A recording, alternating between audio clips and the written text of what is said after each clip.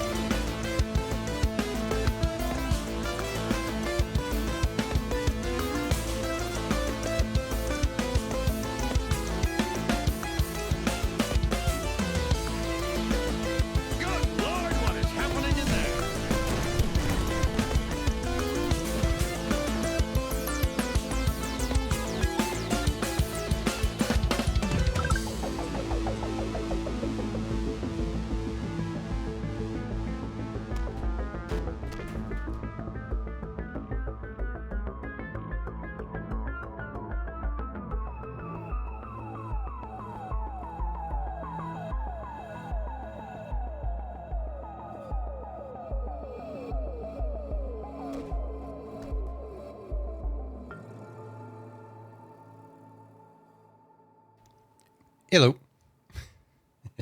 I'll just quickly let Crypticol in.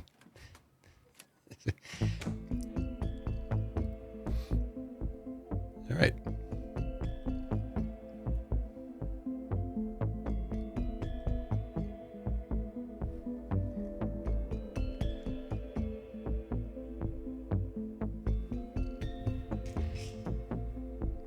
Caught me as I'm still getting ready, so give me a second.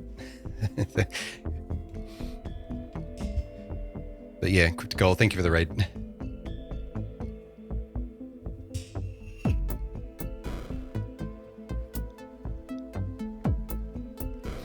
And thanks for the shout out there. Doing some arts, nice. A nice place, yeah, thank you. Hello!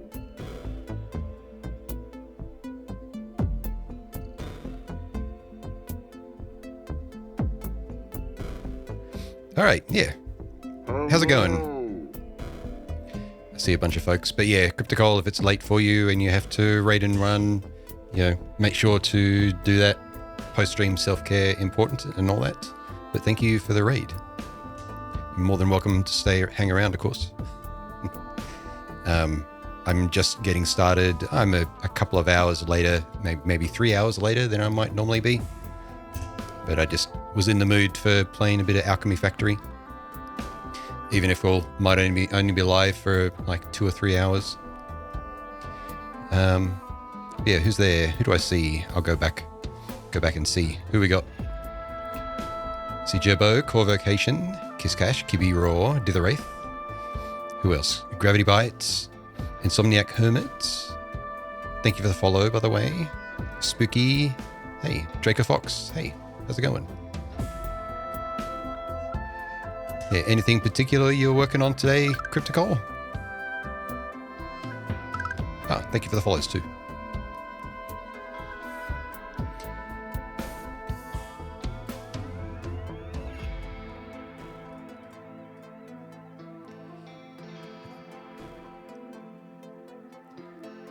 And Raw Doggy, hey, how's it going?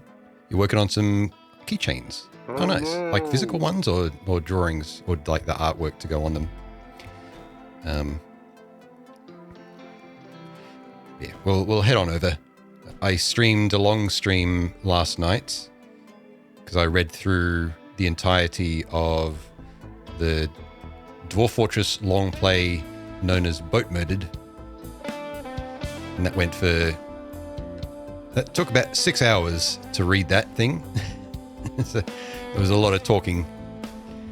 So I'm taking it easy today.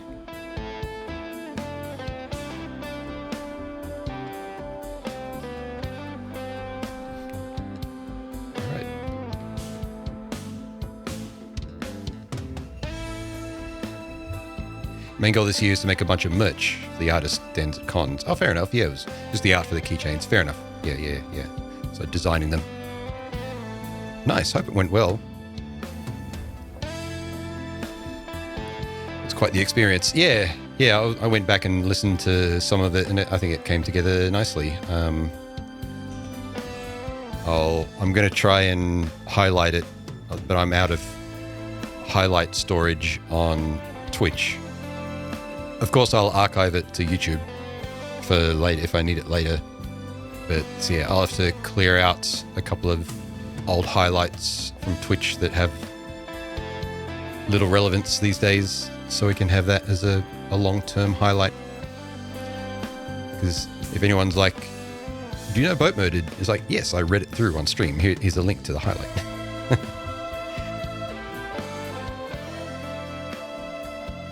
Anyways, you're going to go eat, have a good stream. Oh, thank you. Yeah, Cryptic Goal. Yeah, have a good one. I'll have to have a bit of a dinner break in maybe an hour and a half or so myself before it gets too late. But that's probably the liquid variety, like a meal shake variety for convenience. So yeah, we're playing a game called Potion Factory. It's kind of what it sounds like. And we'll let the intro music play out. It's only got another minute or so.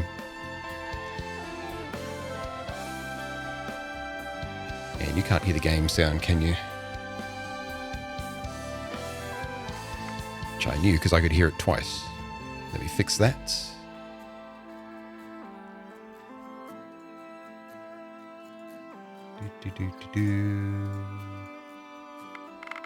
All right, there we go. Yeah, so if anyone knows Factorio or Satisfactory, any game like that, Alchemy Factory is a new one of those types of games with a bit of storefront management thrown in, which you can automate as well. Except I've got a little mushroom helper looking after my self-checkout.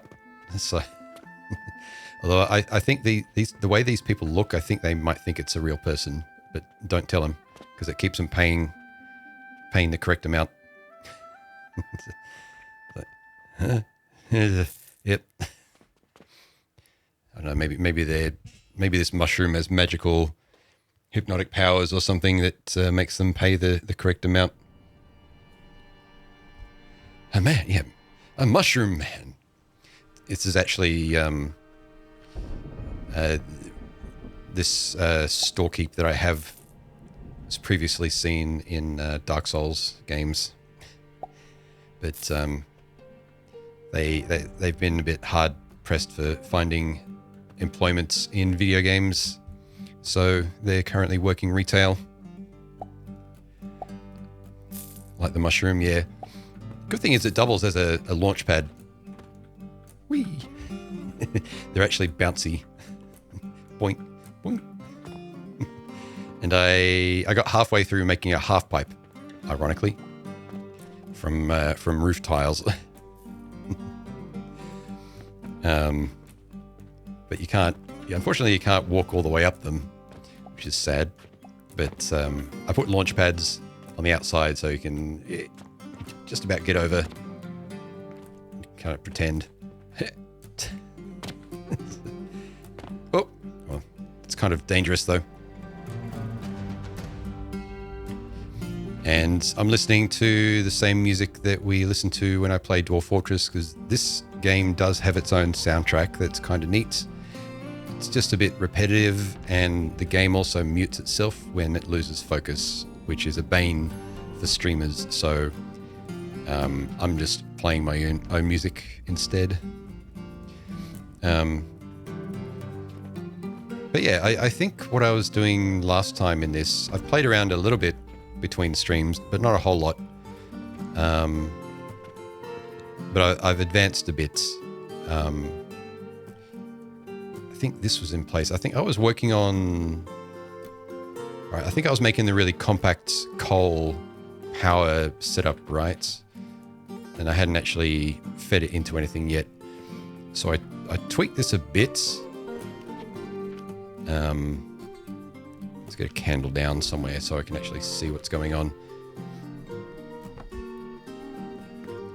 Actually, I don't think I tweaked this much.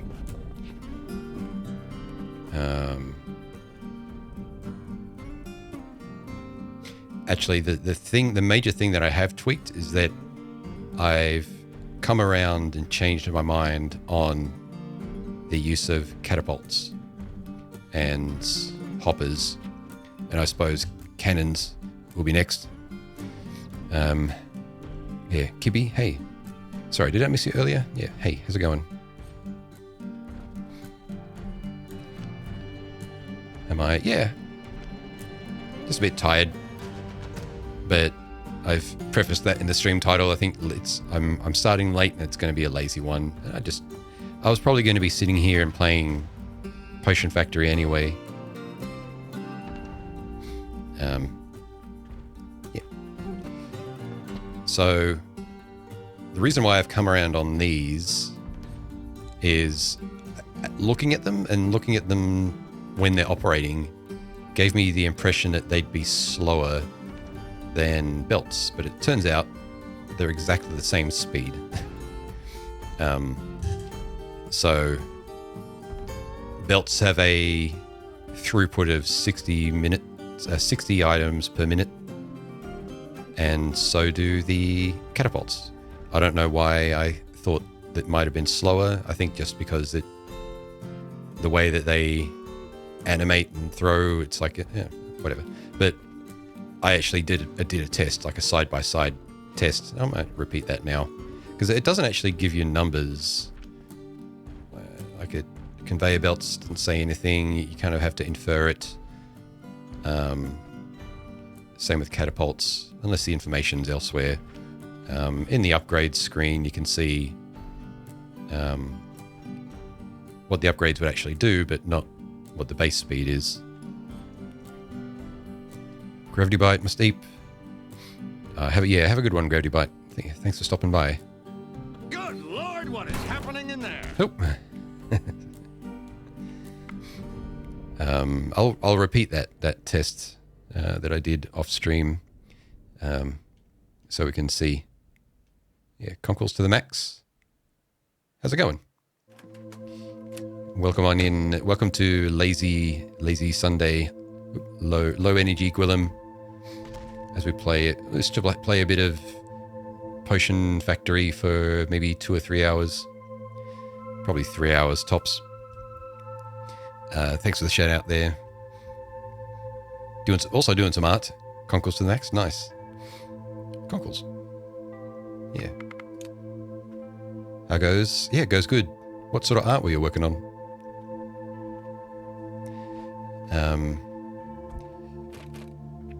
Yeah, so we know that catapults can cover a distance, can cover a gap of 17 tiles. So that's 17 there. So testing it at its maximum distance. And so if we measure, then including these, how long for it to ship, basically how long it will take to divide a stack of a thing, because it's going to output at the same time, except I didn't connect the catapult. So let's redo that.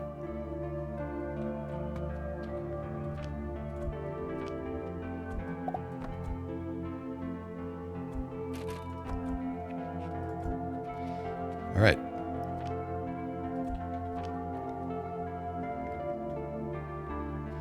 So for some reason I thought it would have a lower throughput in exchange for, for a shorter latency, like a lower latency, lower throughput. Basically lower latency, lower bandwidth solution, as opposed to the belts that might have that high latency but have a high bandwidth. To me, friend's character that is pissed at one of your OCs is part of an art. Not at all going on a side quest of drawing Monkey D. Goofy.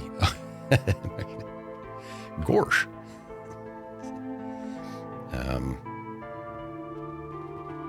Gumu Gorsh.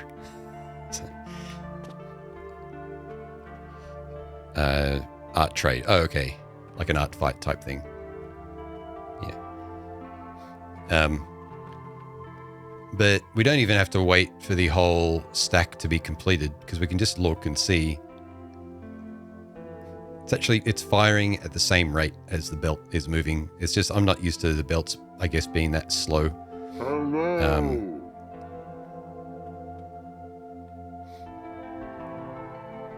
So yeah, they're the same speed. They do look a bit silly, I think, in some cases, but something I was working on yesterday during the day and today as well that it's going to make easier is like an outside supply line for money and for fuel and for fertilizer. I was trying to figure out a bunch of ways to do like a main bus like line, even if it's only for a few items.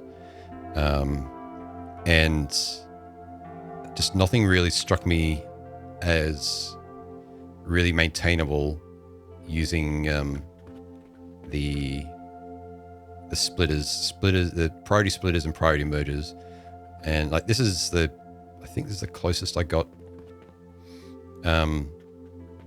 But it didn't really scale out well. Like I had a bunch of lines going here, belt lines, and I was trying to like stack them up and spread them out just to see if I could remove an item from one line and then backfill it from the next line over, or lane over rather, and then shuffle the lanes over like I would in Factorio.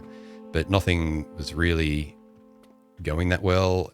And when I kind of did come up with a solution, it would block off access to the area anyway. Like if I come up with something that's stacked up here, it's like I needed to get round the other end. It's like the other side rather. It's like the game, like it doesn't offer an easy way to elevate things much off the ground like Satisfactory does, relatively anyway. So like you can't easily crawl under something. But once I tested how the catapults work, and I knew that people were using catapults for shifting things around, it's like, okay, let's take another look. And like, okay, so catapults obviously give you a lot of freedom of movement around them. So you're cleaning up belt lines there. The only question then came for me is like, do you, like, if you want to move like 3 lanes of items around, do you do it like that? And then you're limited to, say, a few different items. And you can't easily stack them because these catapults don't like things being stacked on them, even things like that. So eventually I went and upgraded the build tools and found you can do that. It's like, okay, started on the way to actually finding a way you could have a stackable solution like that, where it's like, okay, minimal interruption to your like walking path. Yeah. Hyperlinks, hey. Conkles and Gargoyle checking in. Hey, Gargoyle. Yeah. Then it just became a question of, so it's kind of pointless for money because I could just stack money up. It's currently sending only 1 coin around. But I'm using it as a test for, say, sending fuel around, which, given all the belts are the same speed and there's no belt tiers as far as I know, there's only these upgrades, I might end up needing to send multiple belts around, and I don't want to go without priority splitting and lane merging stuff. So I ended up figuring this out which is, so this is meant to be, this is stackable, I think. Let me just try stacking it and see.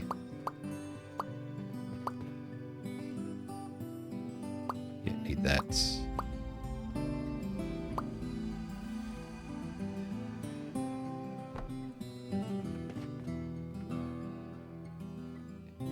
Yeah.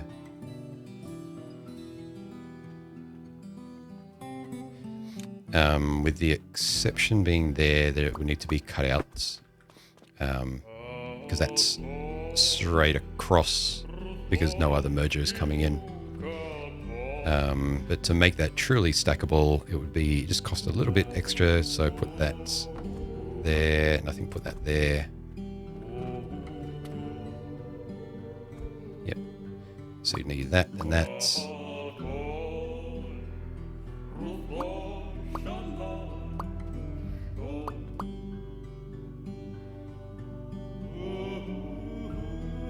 I think that's it.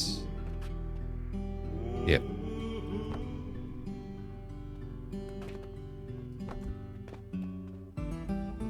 So that's a 4-lane bus.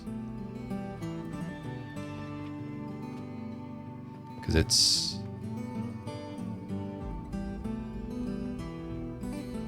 receiving from the hopper, priority splitting out of that to pull the item off the lane, whatever it is, money or whatever. And then that creates a gap in the non-priority output of that splitter, which gets filled in by the lane above there, because that's another splitter out down through the merger. But it's a priority merger as well, which merges in from the bottom input first. So if there's nothing being actively removed from that belt, it just continues through. And that is the same there. So that's actually really nice. The only problem is you are still kind of limited to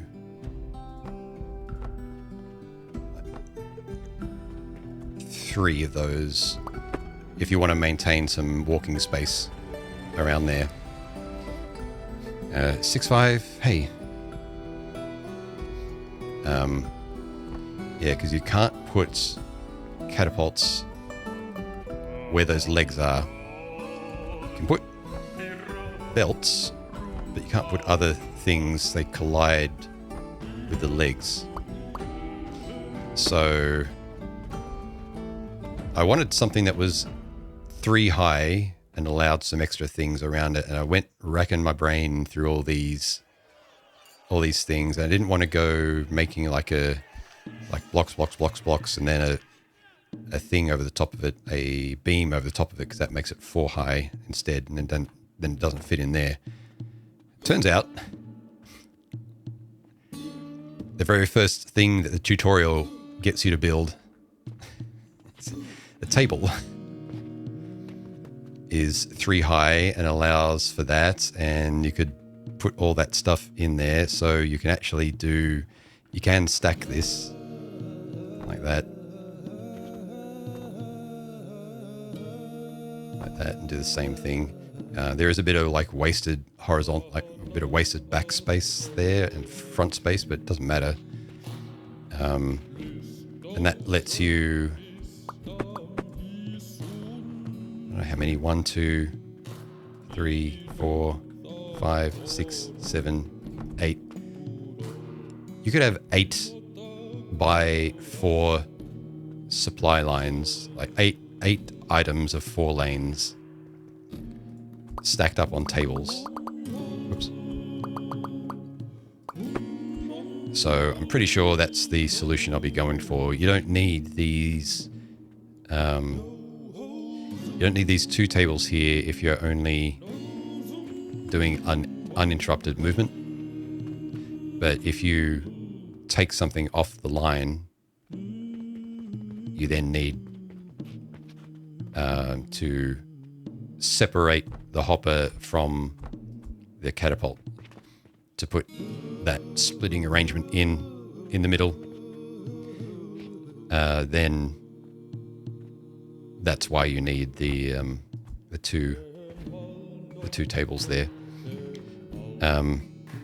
Maybe there's another way to do that down the line in future research. Like I saw there was a reinforced platform down here somewhere that I think has just like a central pillar. But of course I can't build it yet, so I don't know. Yeah, here, reinforced platform. Nailed wood metal reinforced platform for production line expansion. I have no idea how large that is, so I guess we'll get to it and we'll see. I can't research it. I need to make these transformation potions before I can get to that level. I've got cannon research, but I'm not making any steel gears. So yeah. Guess I'll research gloom spores as well. Hello. Too bad you can't blueprint the floor tile and everything on it. Yeah, you can blueprint the table at least, and then just click on that manually. But yeah, Moldrum, hey. So yeah, this conveniently as well, this allows for walking alongside the table, even with leaving like one gap here just for looks, because otherwise if you build it right up against the wall, it actually clips in just a tiny bit, I think. Maybe it does on the other side. But it's so minor, you could just move it up against the wall, and I think I might do that. So yeah, I'm not going to be running belts around. I'm going to be running tables around instead, which looks kind of ridiculous, but they're meant to house this money transport. But I think with that splitting arrangement, I can also go either direction for an item, because I'll have money going out to maybe, what's this, clockwise. But then our items that, like the fuel and the fertilizer, might go counterclockwise back, which would make sense. Maybe. But I don't have to build everything as complex as this to get started with. I can just know that I have a solution so that if I do need to add a second line for something, I can, as long as I space things out correctly and use the right supporting furniture. So I think I might just get a bit of a start on that. Let's nuke this down.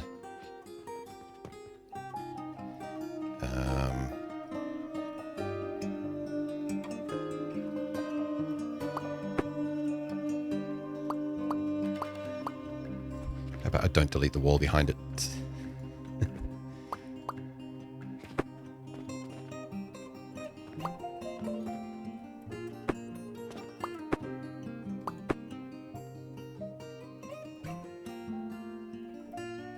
I might just get rid of the stack setup altogether for now. How's your voice? Yeah, voice is fine. Yeah, I'm just a bit tired, that's all.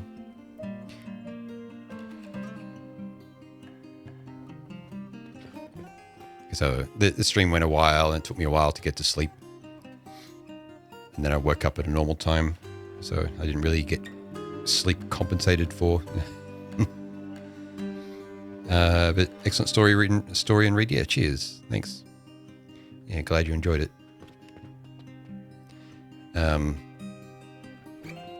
Yeah, so this coal line, or this what is it, coke powder?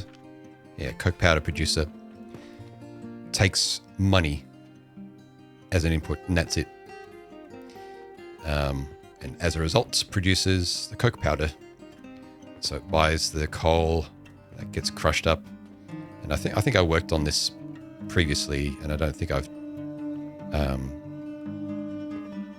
changed it. So yeah, long day today. Not bad, just long. Yeah.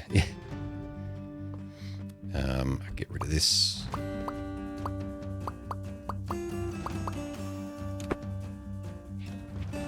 I'll leave that there as a blueprint. So yeah, these tables are spaced out already at 17 apart.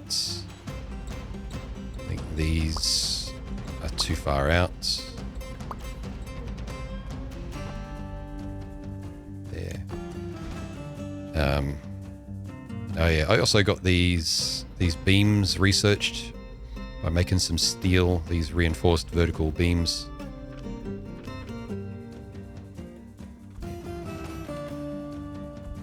So I've replaced, I'll probably make all the upper floors have no real walls and just have this balcony running around. If anyone like me is confused by these balconies, because if you go here, let's say you want to put balconies down, it's like they don't tile properly. They're not a full square's width. So if you're confused by that, like I was initially, turns out that it seems like the intent is to combine its two different shapes. So it's actually got a second shape. So switch form goes between a long and a short one, and you'd think the long one would be the one that you'd tile along long lines like that, but no, it's the other way around actually, because the long one is two of the short ones minus one tile, and it seems like the reason that exists is because two of the short ones can't collide. So it seems like the sole purpose of that larger one is just to make that gap work.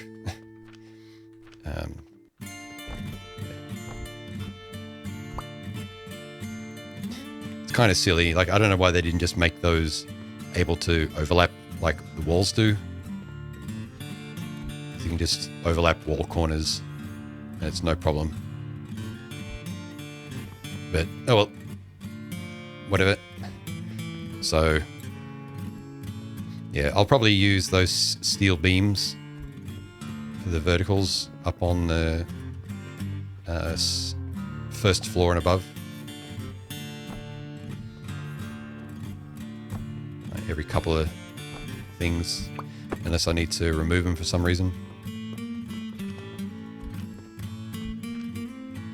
So yeah, I think today we'll do a bit of reorganizing, because previously we did an experiment to find how monstrously overreaching we can make the factory before we start buying like over the road neighboring blocks of land. So we have this. and actually I'm be curious as to see whether these steel pillars provide any more support that would allow that to go out further, but I'm not going to change that, because as soon as I start to delete stuff down here to the point where I can add a beam in, I think it starts deleting stuff anyway. Although I'll probably delete all this, just not now.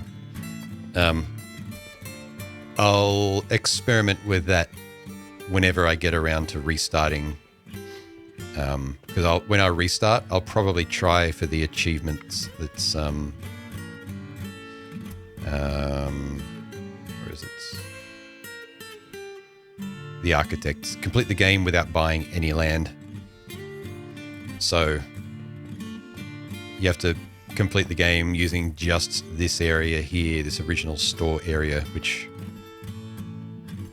is that,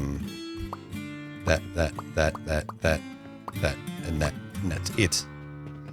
And go up vertically.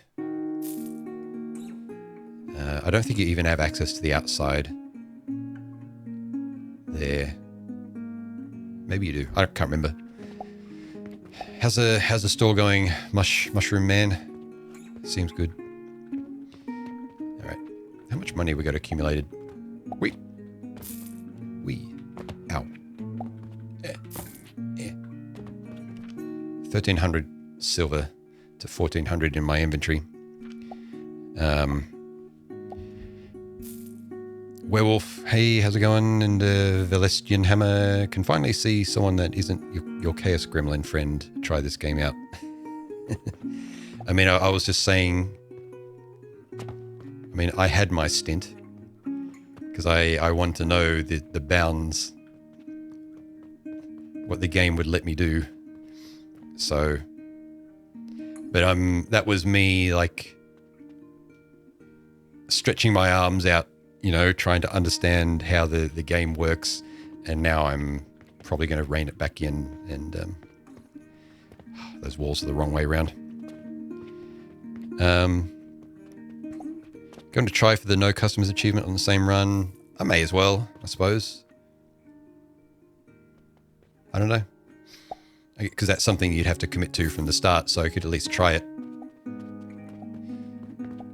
Can I get rid of that wall? Yep. So yeah, we'll probably do a bit of tidying up today. I'll start my supply line run. We'll get things looking a bit more orderly than they have been.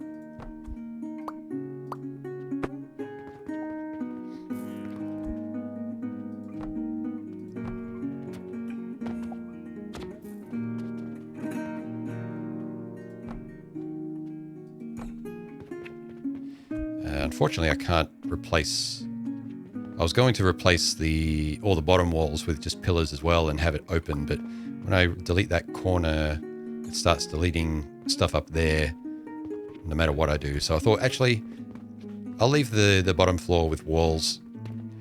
Oh yeah, I was trying to work on display arrangements as well.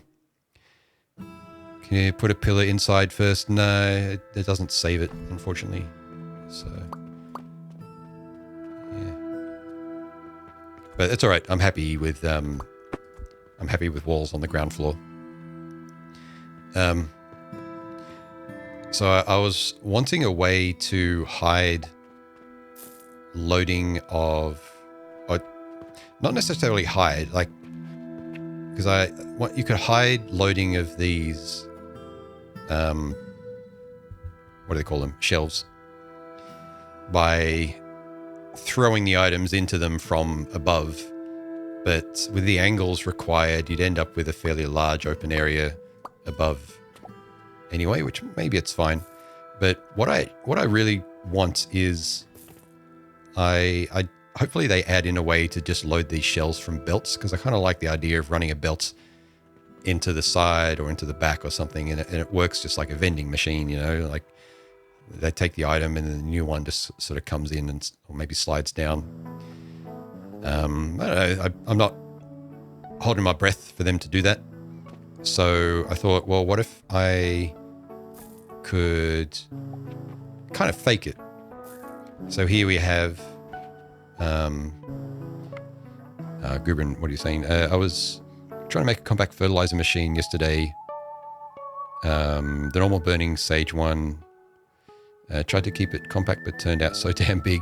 Still need to learn how to compact things. Yeah, I might be working on that today, actually. Or ceiling mounted catapults. Wouldn't they be upside down then? They just fall off. They could do ceiling mounted like platforms, like how you can attach belts to the ceilings in Satisfactory, maybe. In fact, I wonder if you can do that with the better ones, and I haven't tried it. No.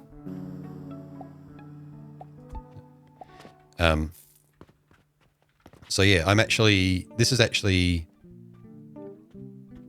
bringing goods down to load into these shelves. But of course, there's no belt input to shelves, right?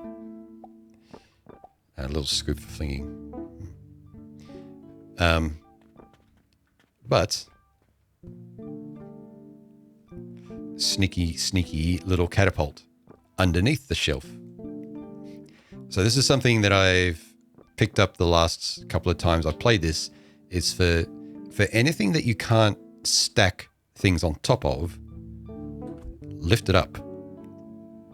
Because you can usually put that thing on supports, and it might require putting beams over the top of it or more supports, but I'll show you what I mean in a sec. But basically it provides a good way of running belts in and out of a thing or around a thing if you just lift it up. And it turns out that these catapults aren't that opinionated about collision. Sometimes they are, sometimes they're not, but this is a valid target here. So goods come down here, under there, to a little catapult just under there, and it will end up in here, and it will actually just appear. I should give it a try. Actually, I've not tried it, so I don't know what it looks like. And conveniently, they're spaced like those little bridge belts, drawbridge belts are spaced just enough to allow for that to work in a half floor tile. So where did I put that? Yeah, so I was a bit chuffed with this. So something that's for sale, say, let's put half a stack of bricks in there.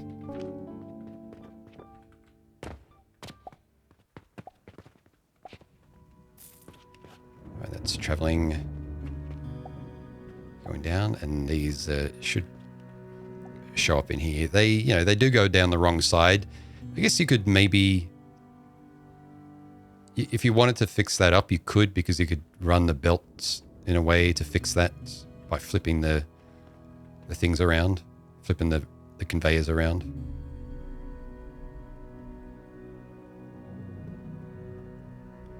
Let's see. Still traveling around the belts on the underneath. Yeah. Just whoop, whoop, whoop, whoop, whoop, whoop.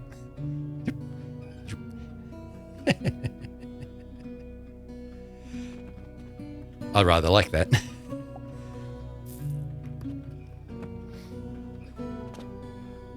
So yeah, the only catch is it's the wrong way around. They do come over here and they will grab from this. I just put like a step there for visual effect, but that's not needed, just to hide the belts, but you could just leave it open. So the way it works is I'll tear one of them down since a couple of folks may be interested. So let's get rid of that. So yeah, this does not work with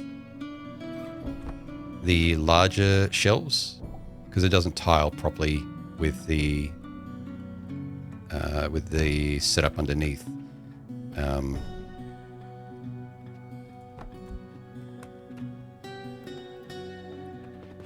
I think you can get it. I think you can make it work, but I think I like the smaller shelves anyway, because it's not that big of a density increase, and then the smaller shelves tile into a square properly. Just about anyway. I can't remember that. There was I think it was I don't know. I can't remember. Try it with the larger ones if you want.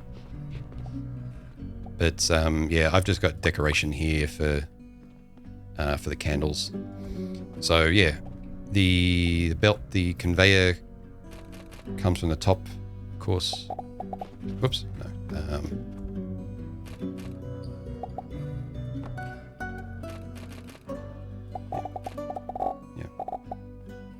just like that. Then you bridge the items over, or however you want. I suppose you could even put hoppers down here, but then at that to throw into. But then at that point, you may as well just be throwing into the shells themselves. But yeah, I just like the look of the items actually being brought down.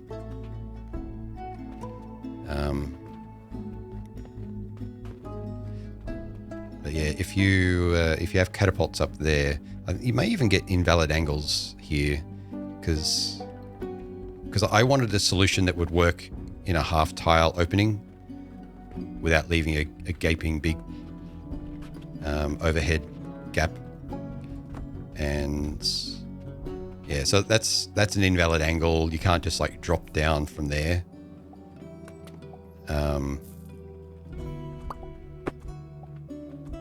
You can go over like that, but as you can see, like it actually counts floors as obstacles. So it turns out that the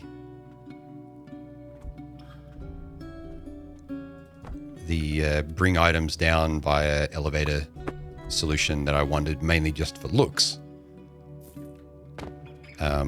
also solves the half thing, the half gap solution, which is, you know, it's whatever.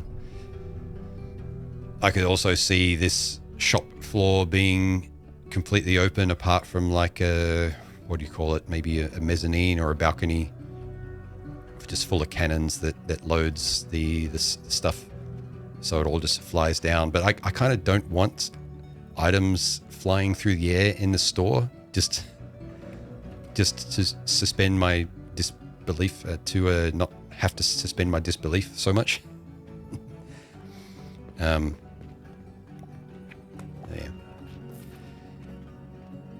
But yeah, let's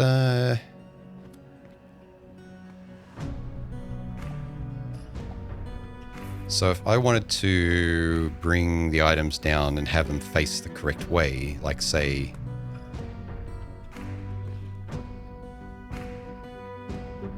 there, you would have to go back that way.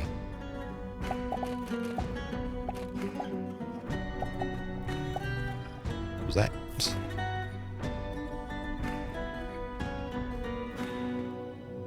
Do these...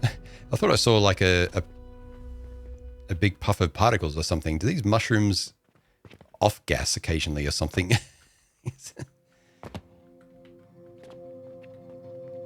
Weird. Is it just Dahir Insat but functional? I don't know what that is.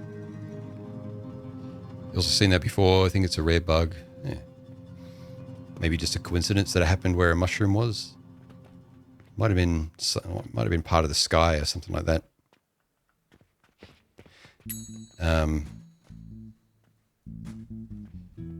Yeah, so to bring items down facing the correct way, the conveyor will always have the items visible on the side that is going to be output to. So have to be like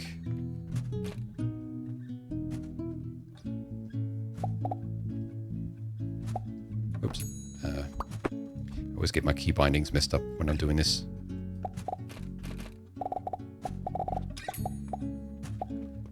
Don't know how tall this is.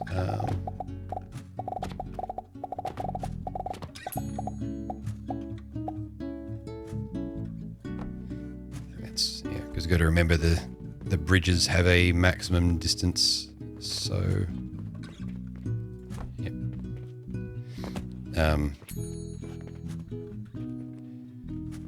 So yeah, that would output that way, but then it would have to loop back to the catapult underneath somehow.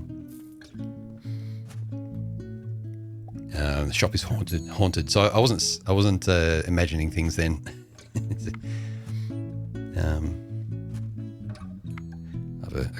I'll have a quick look. Oh yeah.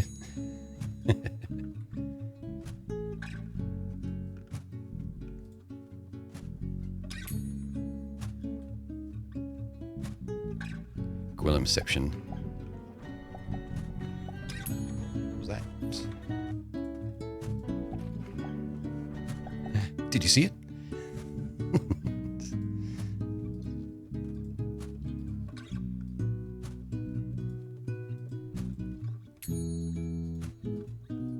Yeah, I don't know what. Oh, that is weird. It might be part of the. It might be an artifact of the temporal anti-aliasing or the super resolution stuff. The way that color is wigging out, or that might be my compression as well.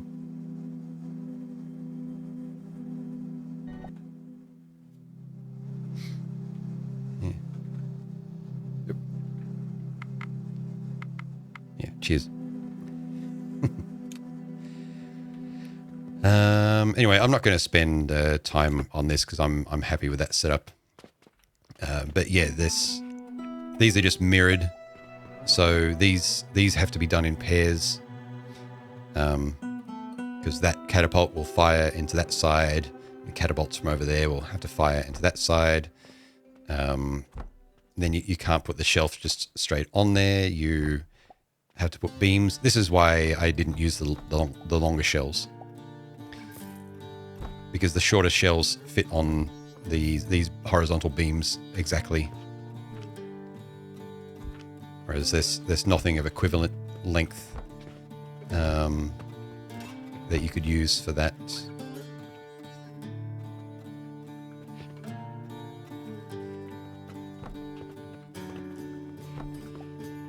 Yeah. So, yeah. And then, yeah. I put these down in front just for hiding that. Completely optional, of course, and convenient. Oh yeah, conveniently that works too for putting a border down around the bottom of it.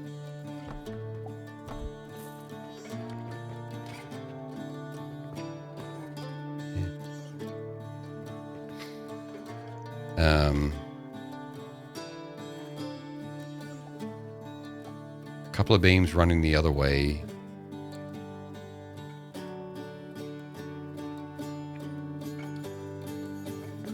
I don't think so, no.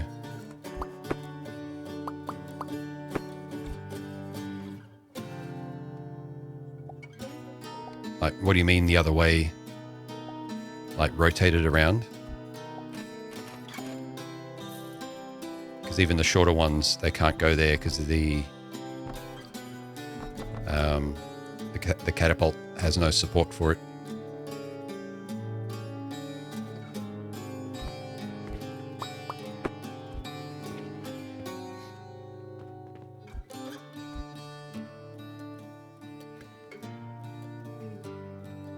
And you need to have this space behind. It's like maybe you could do the beams like this.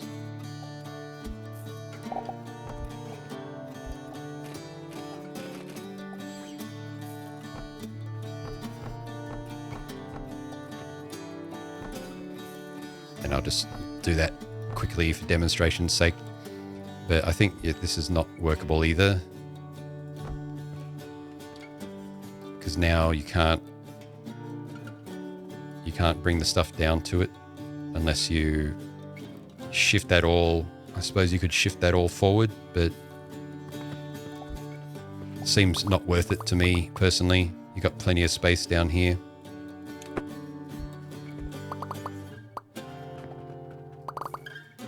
So the density change is kind of cancelled out. Yeah.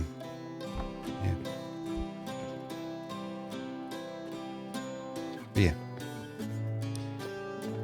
What next? I didn't change anything down here. So I'm maxed out on the building tool upgrades. I've yet to make the transformation potions to get more inventory spots. I'm still doing a little bit of hand farming every now and then just to keep linen going because I haven't yet hooked it up to any kind of automated throughput, which I really should, but whatever. And let me just do a run around and check money going into old parts of the factory.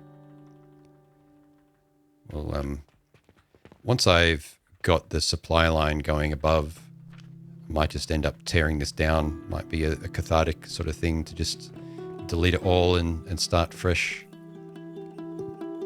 Purchasing portal for wood, running out of money.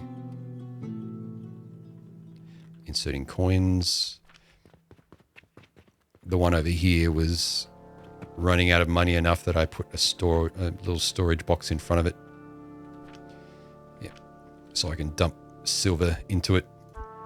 Well, like 50 silver at a time. Did I do that?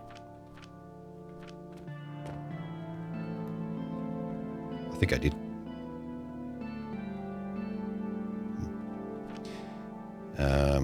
Yep, I'm going to say I did.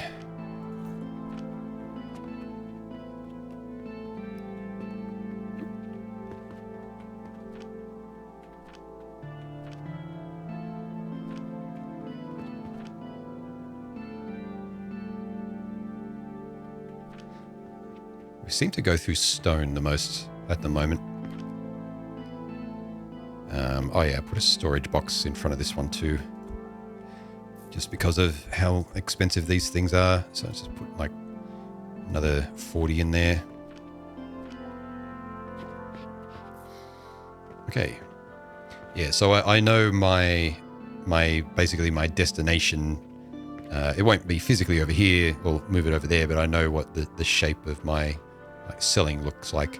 The selling setup looks like. Although I've yet to do that for the shelves for the potions. And I noticed there was some weird collision issues with the potion cabinets. When I had the shelving for that, the potion shelving right up against those, it showed errors, showed little cross out symbols in here, and they weren't buying anything from it, even though they could walk in front of it. It seems like maybe one side or both sides require access or something, or there's like a front and back that's not obvious. So we'll see. May have to figure out something different for that, but I think this, as long as that isn't an issue itself, then the same solution might work. It might be one tile wider, actually. Which is probably okay, because we might be able to use the other, two of the shorter beams instead. But we'll see. I don't need to figure this out yet. I'm just kind of curious. Yeah. Those are one tile wider. So I'll come back to that.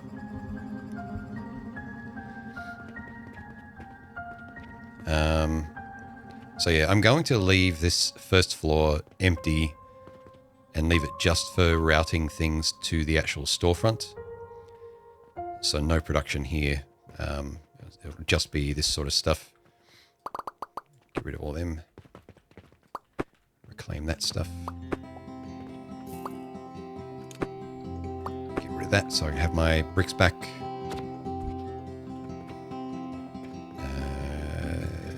Same with that. There's some bricks under there, but it's not many.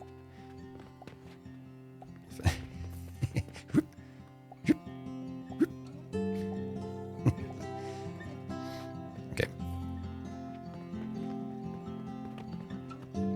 Now a compact thing that I did figure out. So this is making steel. I've yet to move it into position where it should be, because I wanted to figure out the supply lines first. So this is nice and compact. 2 Athenors output of steel. That's all ratioed up. Initially, I made this with more furnaces, but the Athenors, when they're making steel, they will make 3 iron ingots and 1 steel ingot, and then rotate around that as a cycle. So this needs like 15 per minute input, and I thought, oh, okay, the iron smelters do 10 per minute, so I need 3 of those iron smelters to match the 30 Athenor, the 30 a minute required by the Athenors. And then I was like, oh no, you just feed the iron back into itself, which reduces that need for input iron quite significantly. So the setup here is 1, 2, 3 furnaces for 5 furnaces, for an iron smelter, for a set of crucibles to do coke powder production, which so to make steel it needs iron and coke powder. Now I'm making coke powder out there, and it was very tempting to just bring that coke powder in, but that's meant to be fuel. And the idea is that there's better fuel in future that I would swap that up to. So there should be only fuel on this line, which means if I change it up to, say, whatever, I think it's blast powder, blast potion, and black powder, and other, there's other ones in the middle. I would then have to start making coke powder locally anyway. So, bring in fuel, which is variable. It's just like $1 fuel, and bring in money, and that's it. And the money buys iron ore from the portal and buys coal from another portal, and a very satisfying mix of belts and supports and elevators in there eventually puts out steel. I think I've cut that off for now to stop production, but if I just side load fuel in there,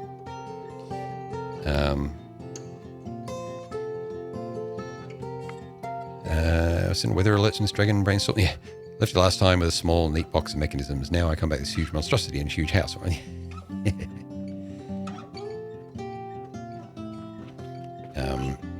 It goes out more. That's the monstrosity. It's me trying to figure out the bounds that I can build into. Let's put a bit of light down here because it's a bit dark. There's more, there's a half pipe we can play on.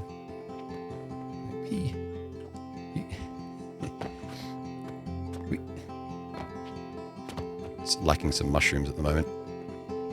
There's a empty floor down here for stuff in the future. There's all the old factory, and there's the storefront that's now being manned by our clerk mushroom guy. Shaku, hey, how's it going? Christmas? Yeah. Speaking of Christmas, we still have the Christmas emotes and decorations around. Boy. And they will be around for the rest of the stream. And if there is a redeem to keep them around for another stream, if anyone wants to waste points on them, that will go up by 1,000 points. There you go. Juffy's doing it.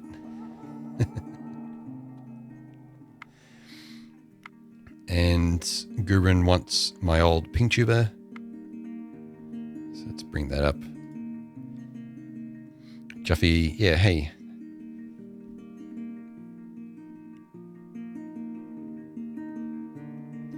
Make a bit of space. There we go. The boy. My old pink tuber. It's fine, you're nearly out of points. Kind of surprised, actually. I mean, people seem to accumulate a lot of points. I don't have many things to actually spend them on, but I guess the Christmas emote costs add up quickly.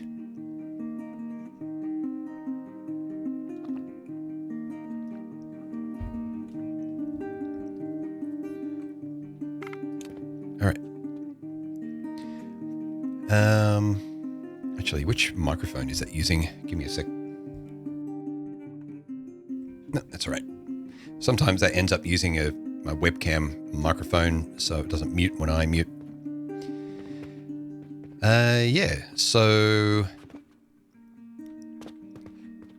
all the fuel for the furnaces goes through the middle there. It's like all the fuel comes in there, under there to that level, and just goes along there into the entrances to the furnaces.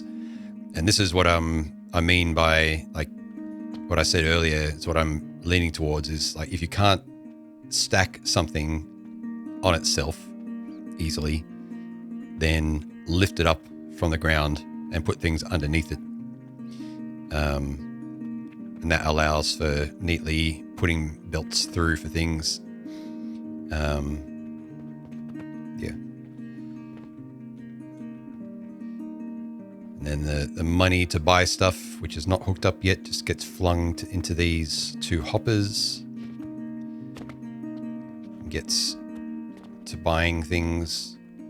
So iron is bought, goes into there, gets smelted out there and into a over there, down and into the priority merger to bring it down one more level and around and into the Athanor. So the Athanor has its own priority output where the steel goes out its gold output and the iron, like side byproduct, goes out the blue, which then loops around and is a priority input in the split of the merger. So yeah, that's not running at the moment for whatever reason. I think might be out of coal.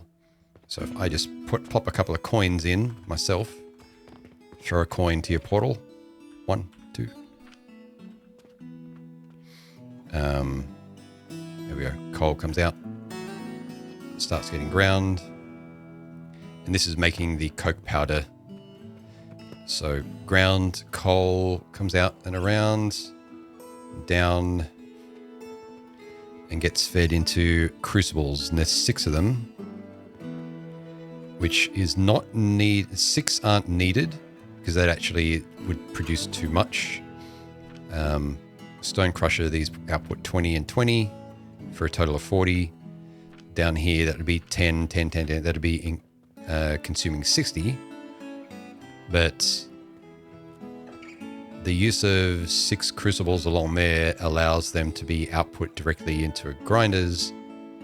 6 grinders along there, which are 5 a minute. So they actually do, like, this actually bottlenecks, but on purpose to balance things out. Because those 5 a minute, so 15 a minute for each stone crusher, aligns with the Athanor's requirement of 15 a minute of coke powder. So that goes out there into the Athanor. Like that's why did my... Oh, there. Yeah. My mouse was not captured because this game doesn't capture mouse. Same thing happens over here. You just can't easily see it. And it's there. It's back there. Coke powder. And that's going into the Athanor, providing the iron and the coke powder. Every now and then, a bit of iron will be taken from here because there's not enough of its byproducts. There we go. And we get steel.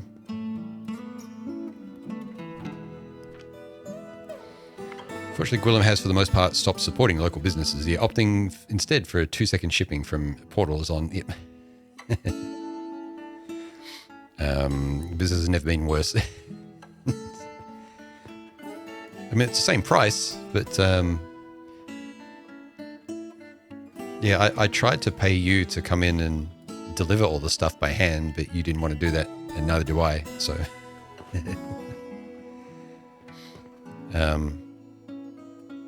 yeah. So that makes whatever that is, 3.8 times 2, so 7.6. Which, yeah. So if I wanted to make a full belt of steel, it'll be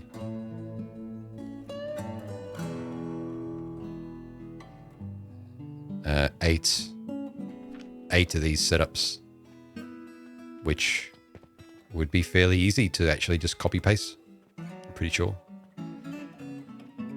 And that was a neat little morning project, just figuring that puzzle out. I figured it out once with the 3 furnaces for the iron, and then redid it with just the one. And in doing all that, I'm also like looking ahead and seeing that it's like, oh, here's a blast furnace, which is an advanced heating device. So it's going to make all this obsolete anyway, but not necessarily. Like the design still works. It's just maybe the blast furnace could make it more compact or something. Brainstorm production and automation in Hydroneer now. FPS breaking machines that could be built. Yeah, I haven't looked at Hydroneer. Is the coal dust inserter kickstart required? No, because you'll bring in fuel. So I'm not doing it at the moment, but I want this fuel to come out over this catapult line. I just haven't set it up yet, so we might actually do that now. And then I'll grab all this and move it closer to there. I just wanted to get rid of these walls, though. That's kind of what I was in the middle of. Can I get over there? Yes. So jumping on the neighbor's house. Permanently required fuel input. Yes. Yeah. So I'm having the idea that I have, and I don't know if this will hold up long term, is the only things that I really want to send around are money, fuel, and fertilizer, or the equivalents. Like anything fuel-like, basically. Because then the money can be used to buy all the other raw ingredients. And the fuel and fertilizers are variable over time. Like I want to replace them with better versions of themselves.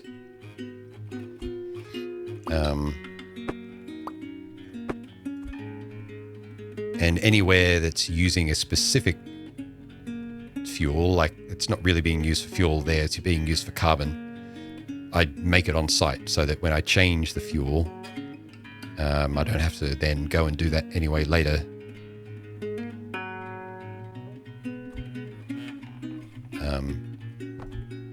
Yeah, and then the end products, like probably anything that is based off steel, I might just move along a little bit and then make the next thing, like the steel gears.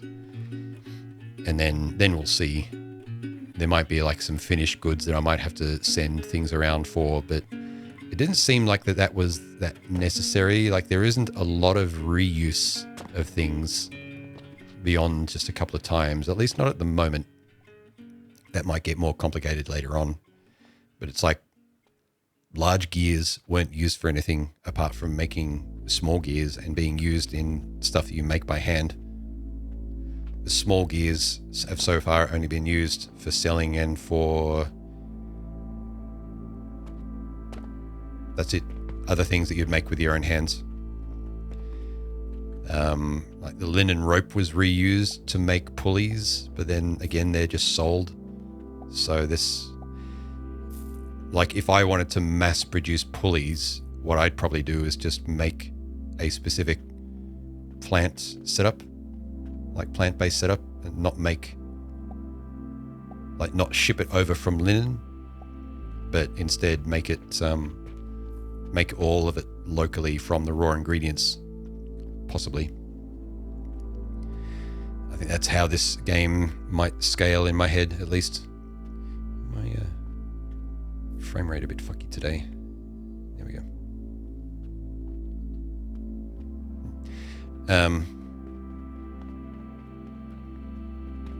But yeah, we'll see. Where am I going? I don't have any reliable way to get upstairs yet. Little bouncy shrooms in this side room here. Whoop. Whoop. Whoop. Whoop.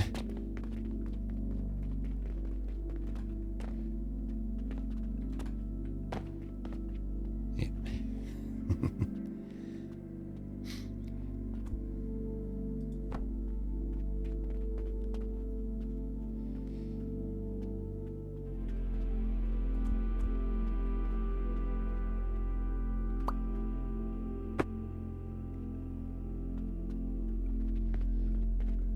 Okay.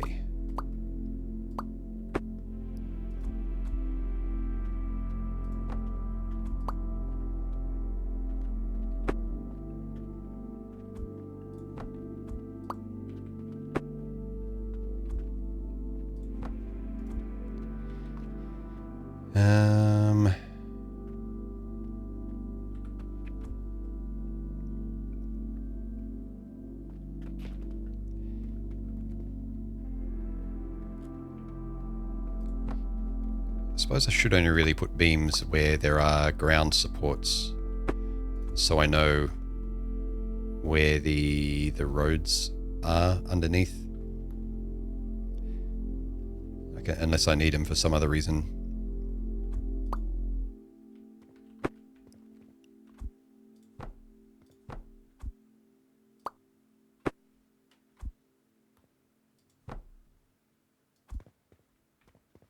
Alright, that's probably fine to get started with.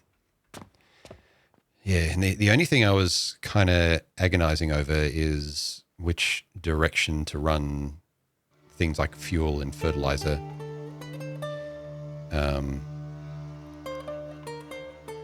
So yeah, I have advanced fertilizer now, just in the old factory. It's down there somewhere, and I might just pipe it up here to run a belt. But if I run coal out of here, I'll probably have to run it back that way. So we'd have coins going clockwise and coal, like fuel, going counterclockwise. It's like, maybe that's fine. Maybe that's just how things are going to go. Because the money is like the big input to everything. And it's always going to come from the storefront.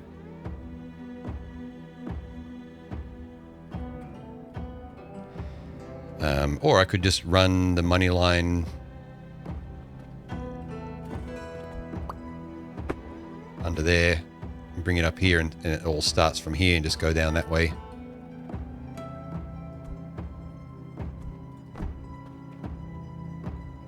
Yeah, maybe I'll do that, because then I'm not agonizing over the choice. Because I'd rather the bus, the catapult bus, be a consistent direction. Will customers walk upstairs to buy stuff? I imagine so, because they pathed over to those ones that I was testing before. So yeah, maybe. Picturing the end game of no land purchase playthrough.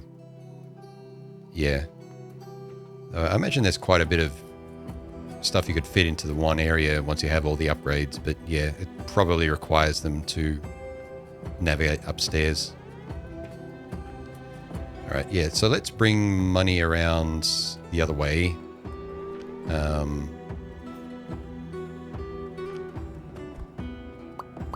Start reclaiming some of these lines.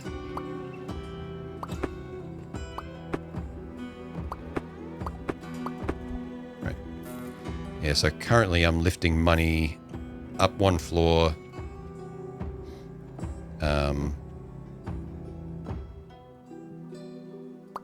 But yeah, that's not needed now.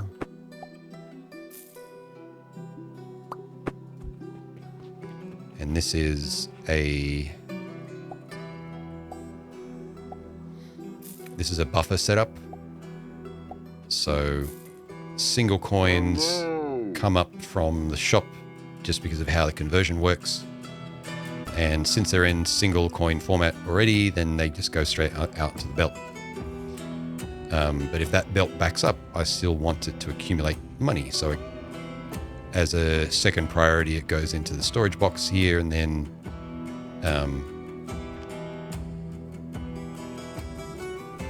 gets fed back in if that ever doesn't have any money on it, like the shop shuts or something, you know. TLVS checking in. But it needs reconverting back down to one single coin. But yeah, let's just pick this up and move this downstairs.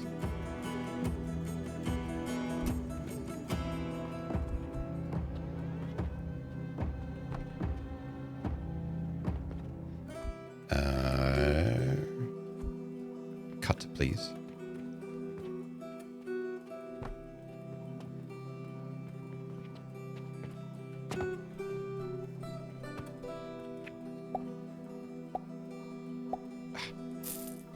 Colliding with the sign. Actually, that's all right. We would want this maybe upstairs anyway, closer to here, so I don't have to go downstairs to get my the stuff that's buffered up inside it. I can always change my mind on that. So let's just put this here for now. And 69, screw you, Twitch. Hey, how's it going? Guessing it's someone's changed their name recently.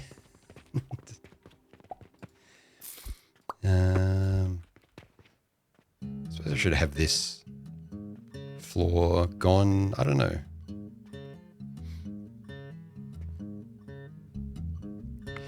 I changed it a couple of years ago or more. Oh, fair enough.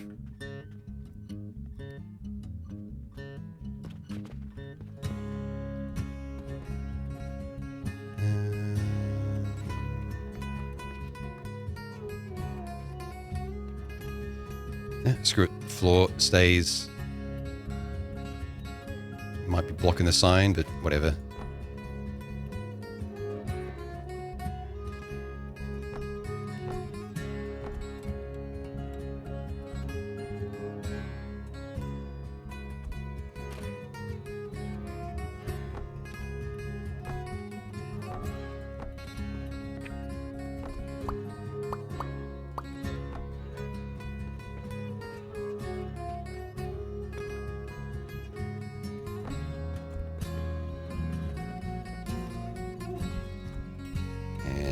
Can you run a belt on there without colliding? No. Seems like that whole thing is bounded off. Might figure out a better way to do this later. In fact, this should probably just be using catapults anyway. And I've got a blueprint for maximum length catapult there.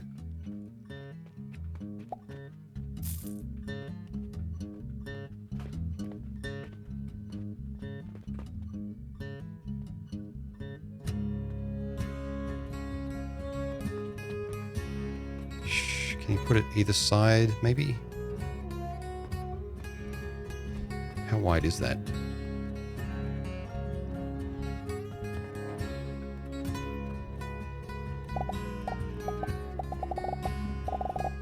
How come that's working now?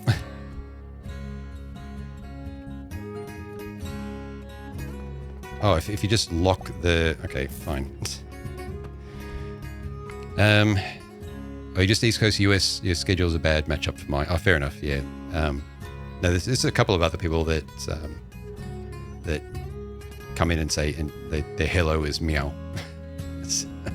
Although it might have been one of those folks that just changed their name through some frustration with Twitch.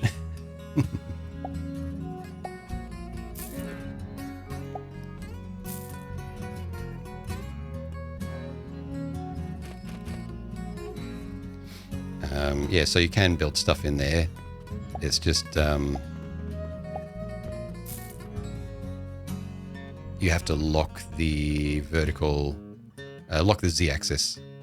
There we go. Used to be Cat Lover Jerry Garcia. Oh, right. Yeah, that name's more familiar. Yeah.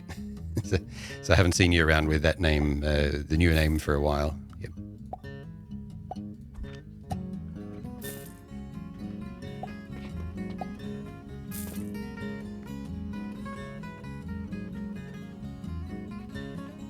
Now, does that look silly like that?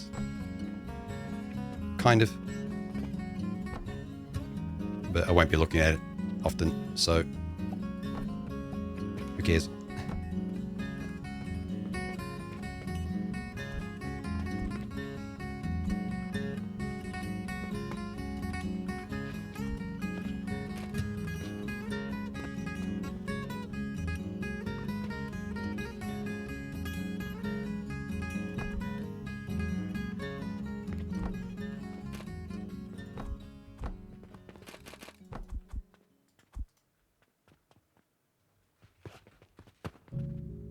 Casually throwing money around.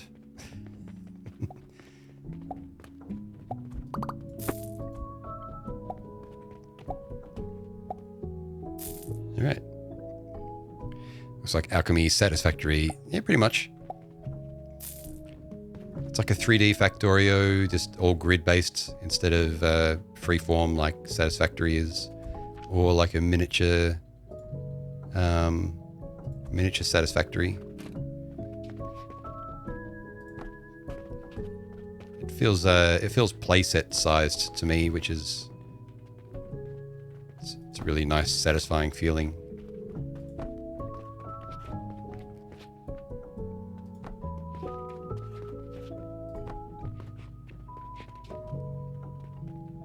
Yeah, that was certainly more convenient than running belts, and you get less of a buffering up as well.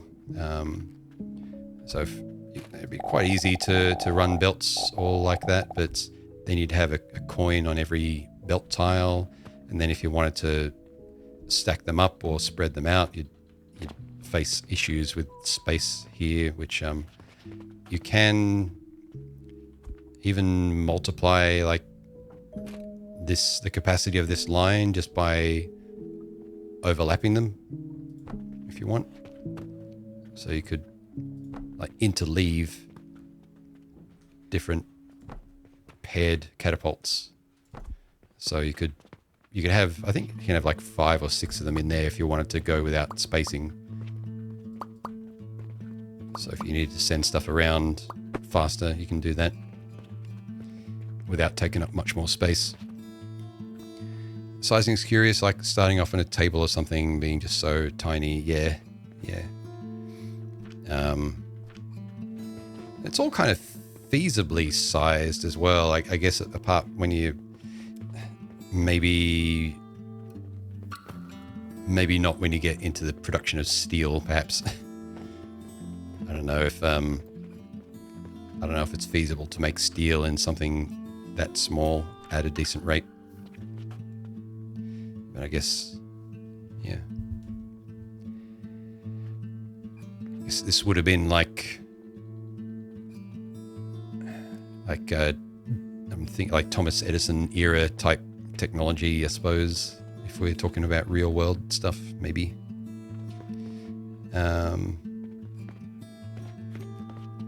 Anyway, let's finish running money around.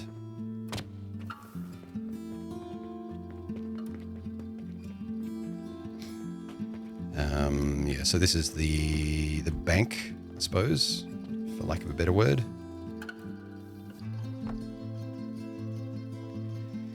And I want to lift it up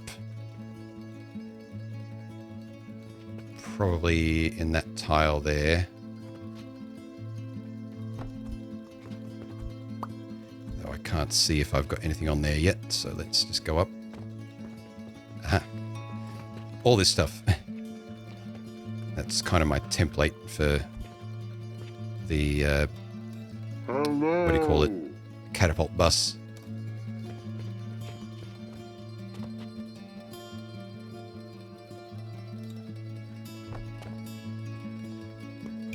Just move all that in there for now. Crash a hole, checking in.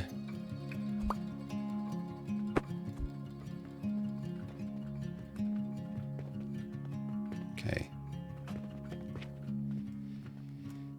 I don't know if you can fling up a level like that. Maybe with a particular angle you might be able to. Let's give it a try. Oops.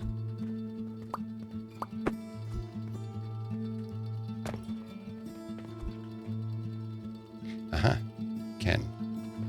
But not there. You'd have to turn it around, which is fine.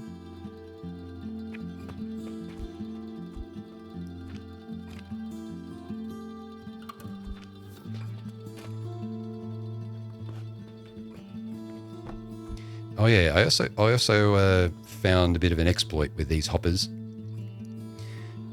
which I probably won't incorporate into my builds just in case, because they'll probably fix this one.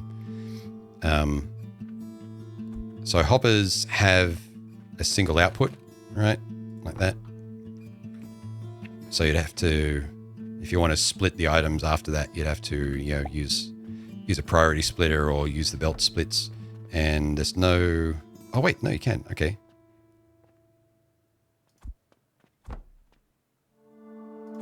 Hang on. Nope. Okay, that wasn't an exploit. That was just... You press T and you can... Yeah. So the form switch is not obvious sometimes, but hoppers can have multiple outputs. And I only stumbled across that because I went to... copy one, I think that, and cut. Yeah. Ended up also changing its form, which I guess now in hindsight is actually just the key press for T is leaking over to the new blueprint.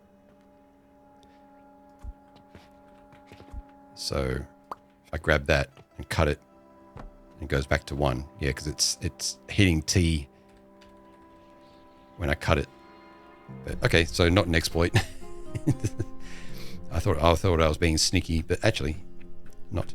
So yes, TIL, your hoppers can have multiple outputs in all directions, which actually might be useful for making compact splitting setups.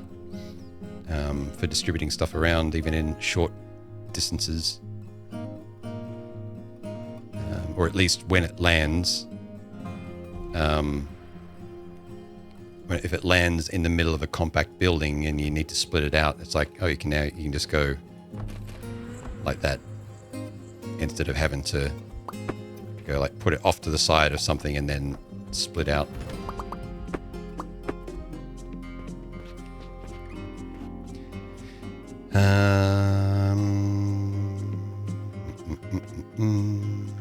So let's move this to the side.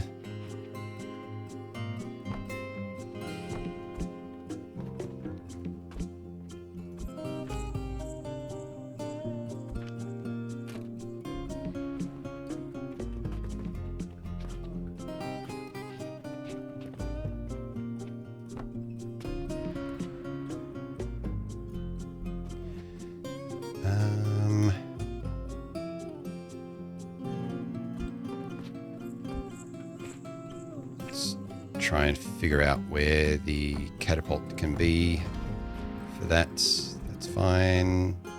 That's fine. That's also fine. Shame that can't reach just a little bit further, and then I could just turn that hopper around and go like that.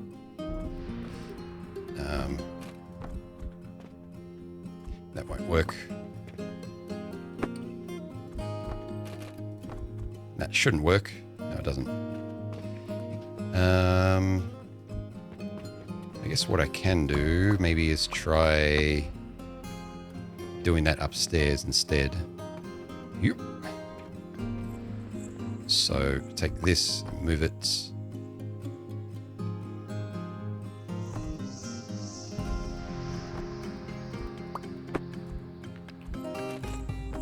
That's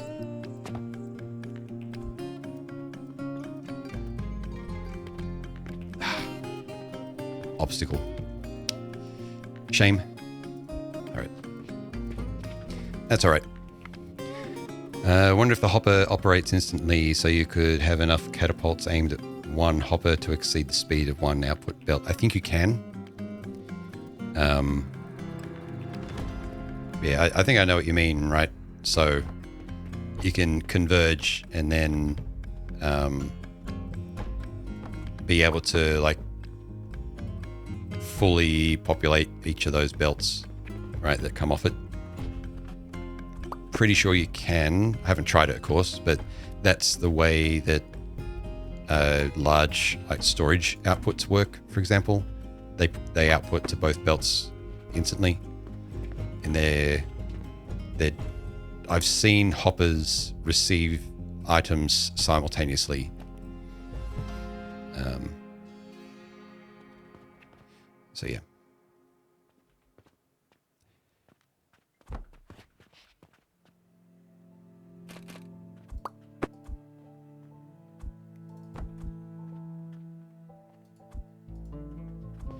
I didn't really want to buffer stuff up here, but looks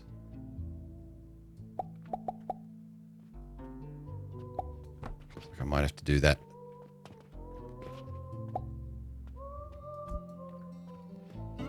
Actually, what am I saying? I want the bank to be down here anyway. So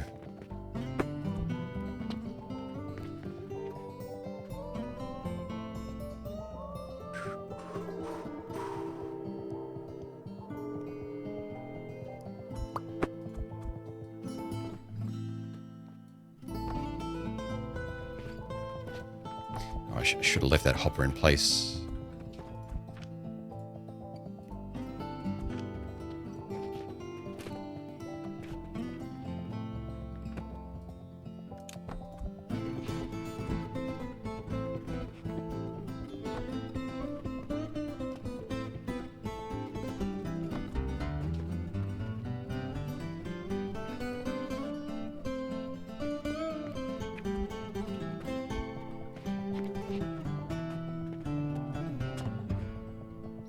Okay.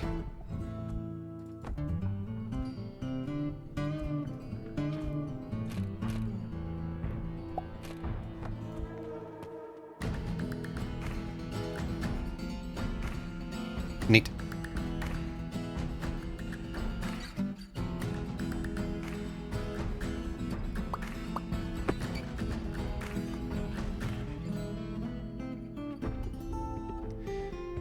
Being able to fling things up a level like that also makes me want to change some of those lifts back at the checkout as well. And I wonder if you can go all the way up there. If it'll let me build. Let's see. Whee! Whee!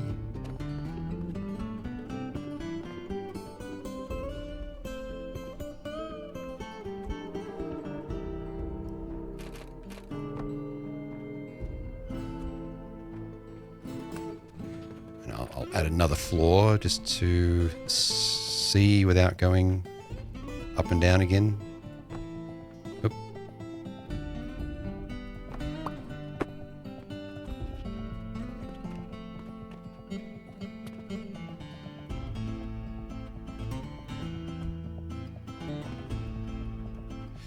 Don't think I'm going to be able to build that without having a jump up there.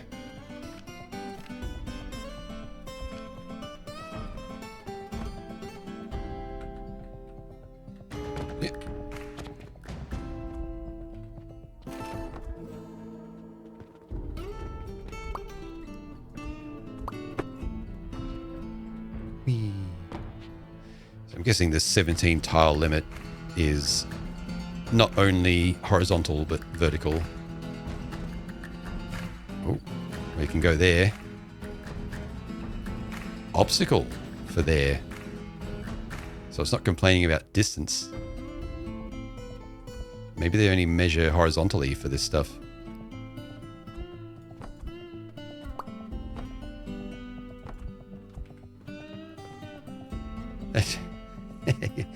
Well, that's definitely more than 17 tiles, I'd say. Well, I guess we found our way to lift things up really high, just using catapults.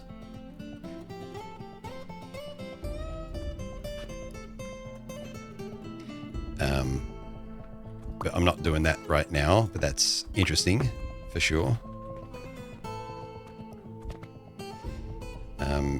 Is that more than 17 tiles? I think it is. 4. So that's... The rope count is the amount of tiles. That's 2. Yeah, yep. It's like 30. I can't remember how many tiles it is per floor. But yes. Interesting.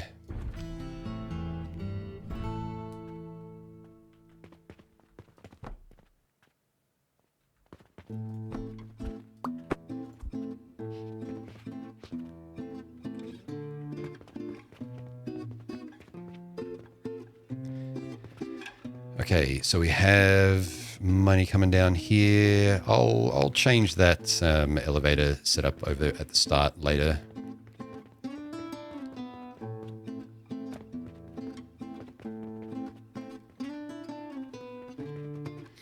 And now I basically want to swap this around.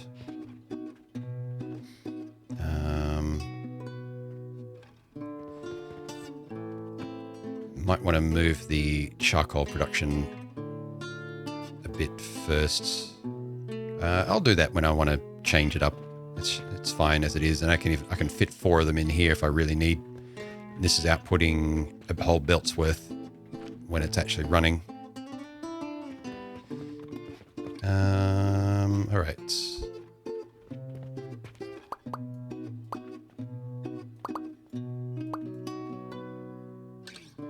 I'll have to flip this, not rotate it. Actually, no, that's fine. That's fine.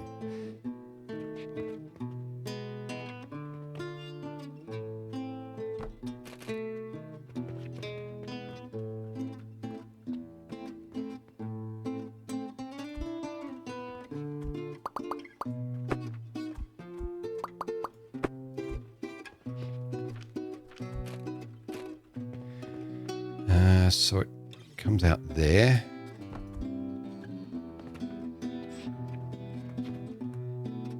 I have to... It's not spaced correctly.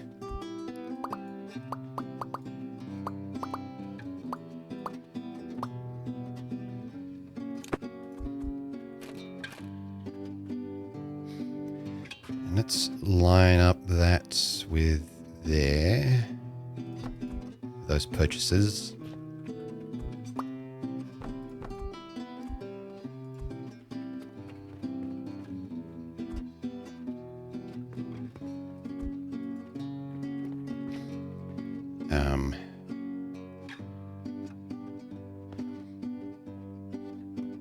Trying to think if we can use the discovery of hoppers having multiple outputs to change how this works, but the idea is that the hoppers need to output to the priority splitter,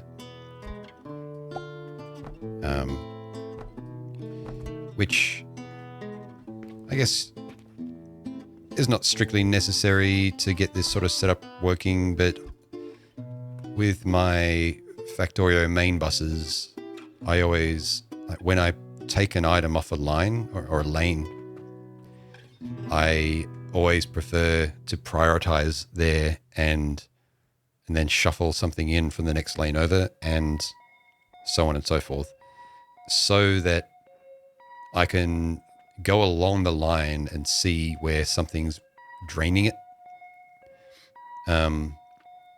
Otherwise, because you could technically make this setup just by doing this.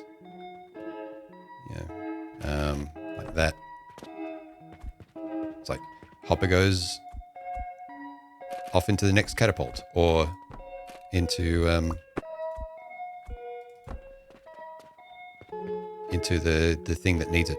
But then you get an even split there, and that continues down, so it would like drain 50-50, 50-50 each time.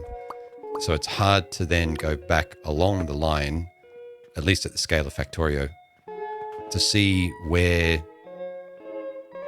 the resource drain is actually happening.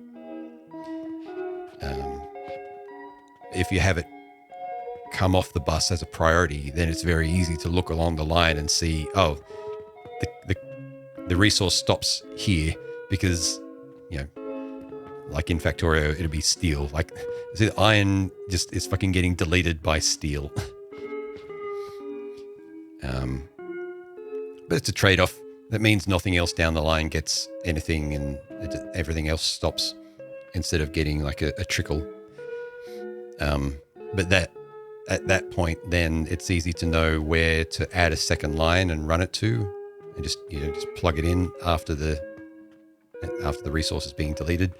Who knows if that's even going to be a problem in this? But if I can do the same, if I can prepare for the same eventuality, I may as well.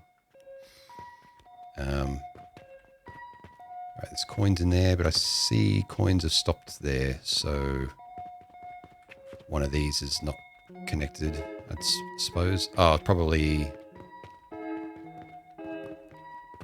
Oh no, because this is getting unbuffered coins from the store. So yeah, there will be gaps. That's fine.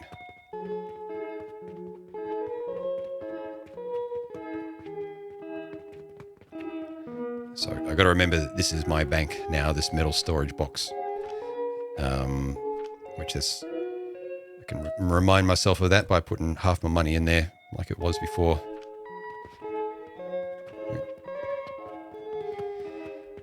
Okay. So this is all good.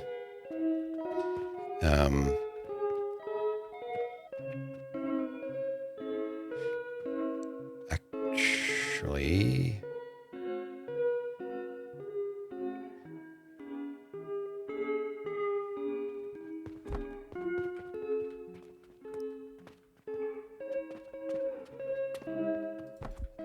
okay, luckily that's fine. I was worried that little belt there is going to stop those tables from going in above this, but it seems all right.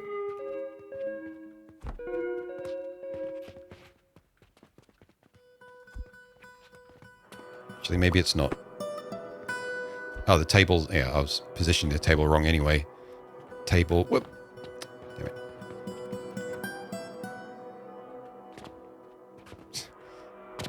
Too much bouncing. Stop. The table leg should be on that side.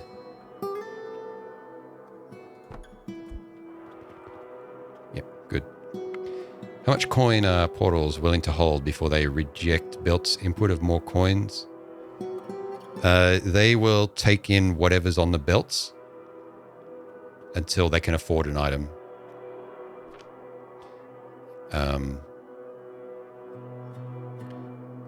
And the thing is that you can have, I think it's 150 coins on one stack on the belt, which would be a lot if it was silver.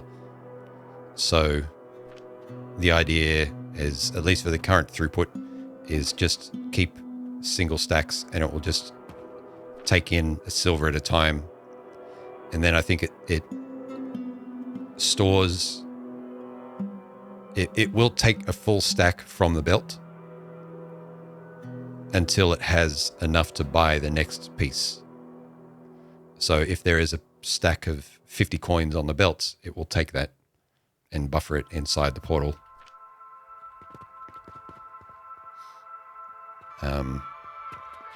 So yeah, it seems like a good idea at the moment to just keep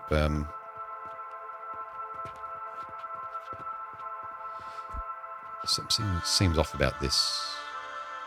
What's my... Oh, no, that's fine. That's fine.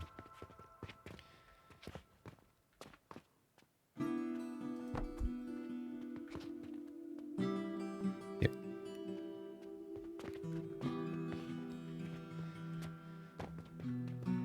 But then I probably want to position the next catapult 17 tiles away from where it would have been originally. There.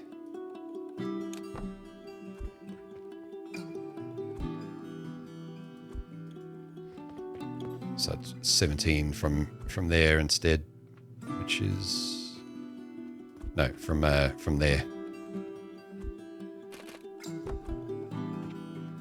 Yep. Just to keep that pattern in place. All right. Then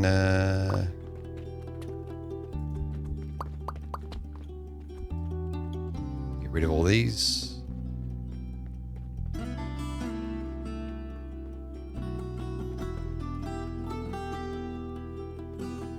No. All right.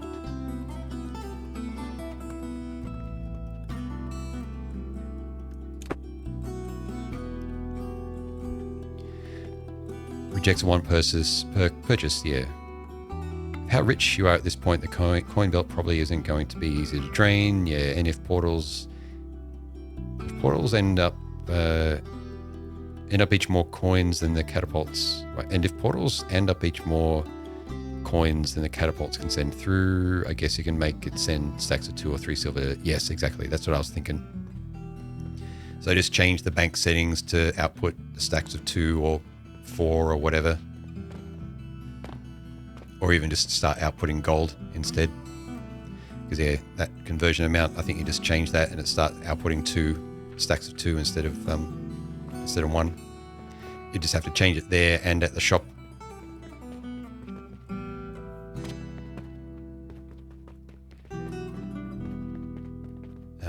But yeah, raw ingredients seem to last quite a while. Stone crusher, like that's 5 silver per, but that lasts for quite a while. All right.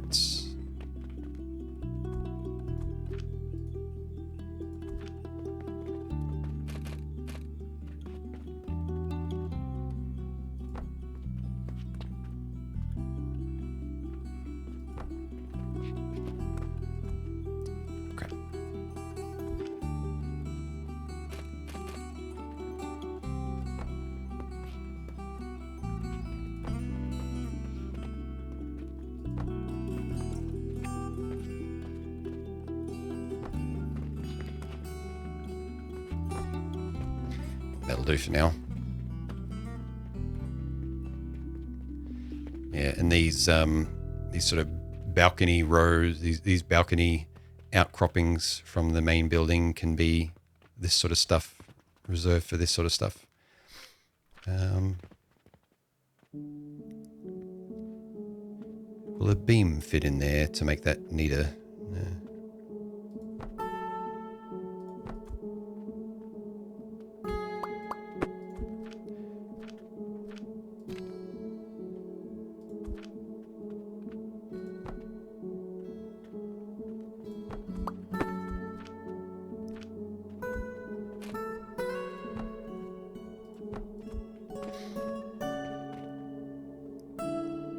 Good enough. It would be nice if you could just make the beams different lengths.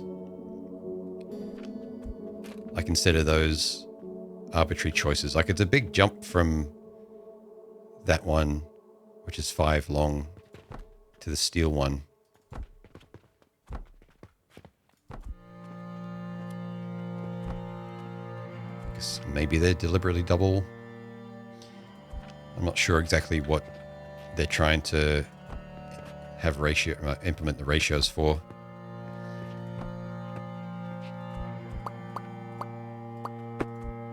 But yeah.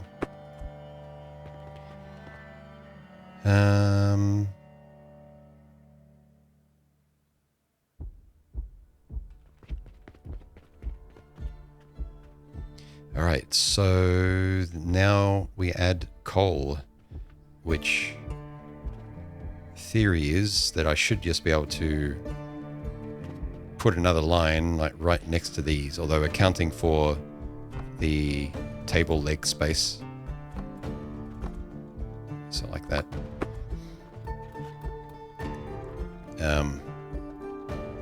Otherwise, may as well just throw it from here.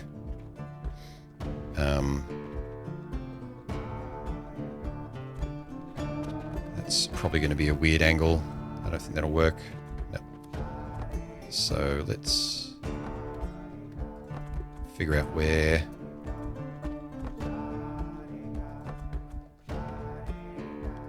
Yep. How about, will that work if it's like a little bit further back? No. No.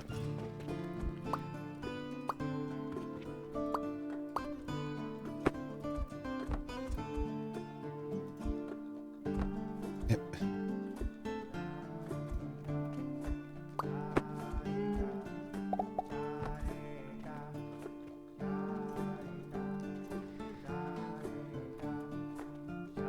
So yeah, initially I'd assumed that those catapults were slower than the belts. But yeah, we did the test earlier, and turns out that their flinging animation is the same speed as the belts. So it's just, if you ever upgrade them, they have their own throwing rate. So they need to be upgraded at the same time if you're using catapults extensively.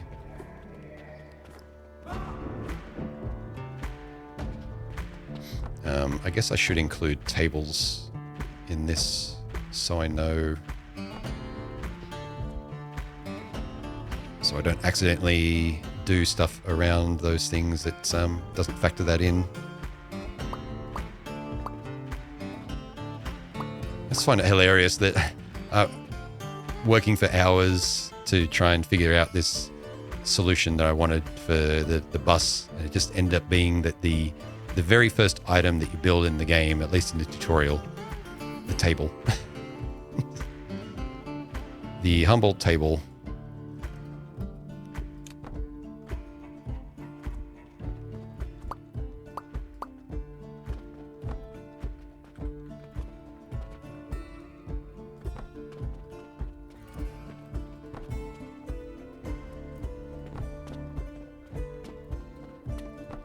It's a bit odd looking, but I mean, we're already dealing with catapults that are kind of weird.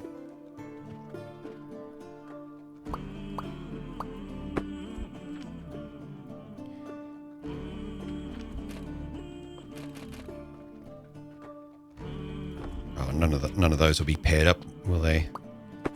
The blueprint that I have for the catapult 17 tiles thing is a pair of them.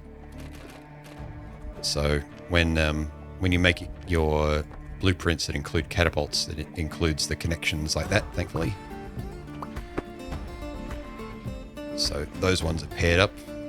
These ones aren't. And yeah, thankfully the tables don't seem to matter for being obstacles either.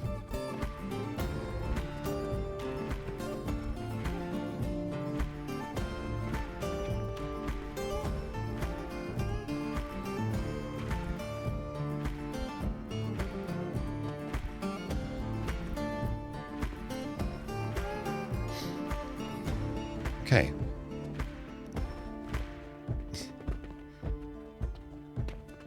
Whee! Yep. Yep. Yep. It's silly, but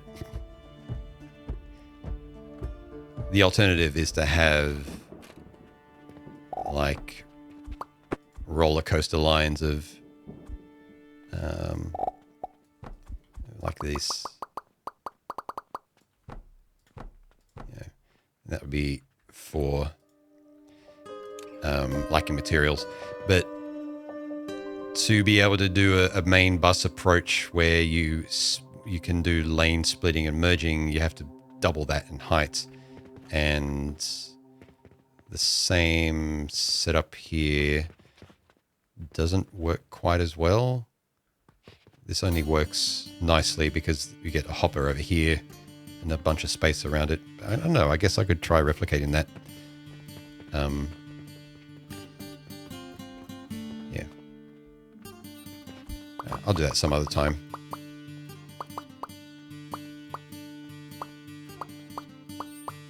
I prefer the smaller buffer that results from this anyway, because there isn't a whole bunch of buffer being introduced by the belts. If I want to have buffers, then I'll add them deliberately through storage. Okay, so we have fuel coming in here, which means we can power the steel creation over there. So now we need one of these setups.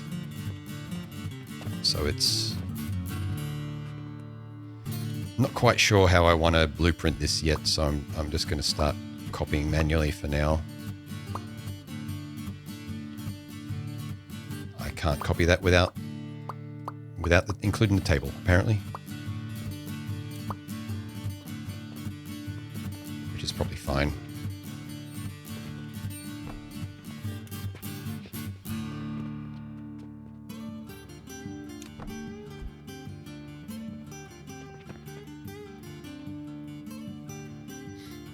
Yeah. So I'll have to remove the table and make a blueprint on its own to be able to put that then in there and just conveniently stick it in between them. In fact, that's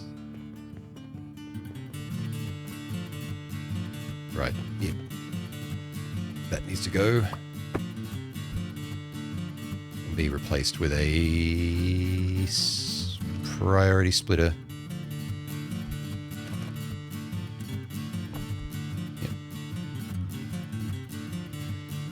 Don't do a full bus, but I do one for money, fuel, and fertilizer. That's what I'm setting up. Yeah, that's what I was saying earlier. The thing that I want to send around is money, fuel, and fertilizer. I just am experimenting with actually doing that as like a multiple lane setup, because I imagine fuel will probably get quite consumption heavy at least, but I don't know the future. This is as far as I am on the research so far. I can see blast potion rather, and black powder down there, but yeah, who knows? Yeah, myriad mines, hey.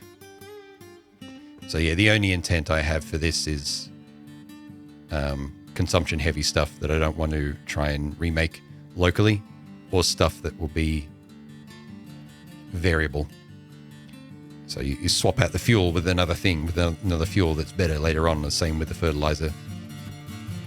So then you can just change this and it replaces all the fuel.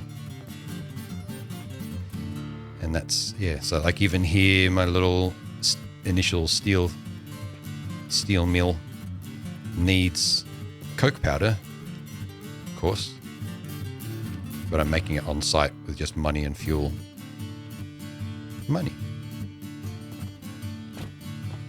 Money go in. Money can be exchanged for goods and raw materials.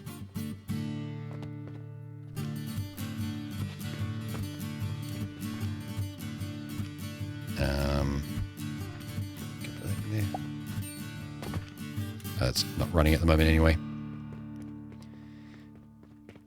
So yeah, there's our money.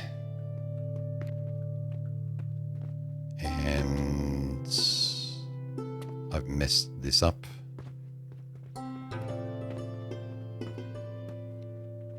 Doesn't need the hopper in front of it, of course. Same stage, yeah. Coal seems to last long enough. We can power a couple dozen individual setups. Yeah. to see that they had a shrink feature in their roadmap where the player could shrink down. Wonder what that will be, when that will be done. That'll be interesting. Yeah. And I could see that being done through potions, maybe. Like Alice in Wonderland style potions. Like, so you can actually get in there and change items around.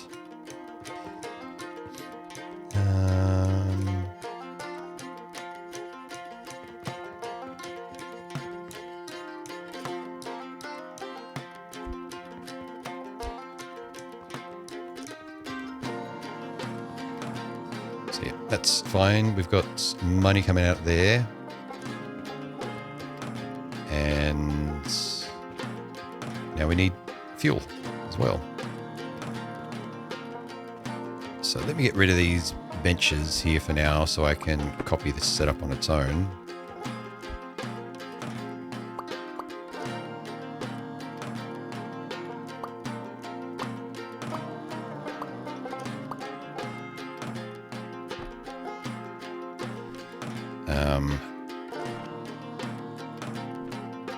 Not sure what to call it. Lane.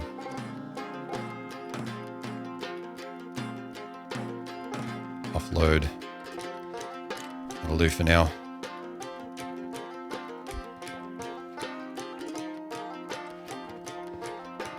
So I put the table back.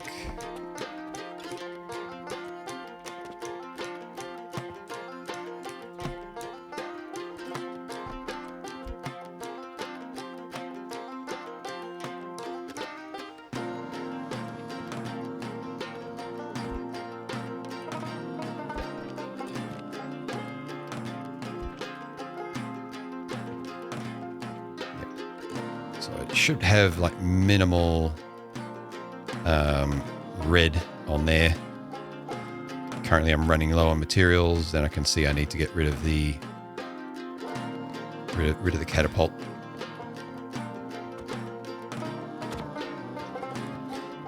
Leggy, hey, how's it going?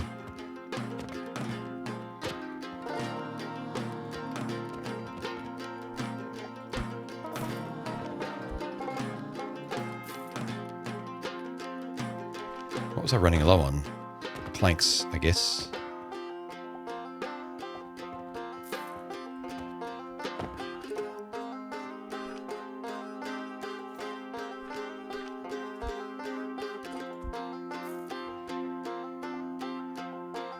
Looks like I'm low on gears as well, so I'll top up on that.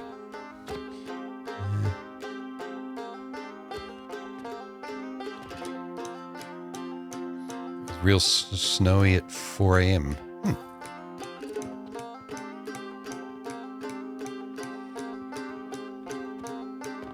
Yeah, we're finally out of our week-long heat wave.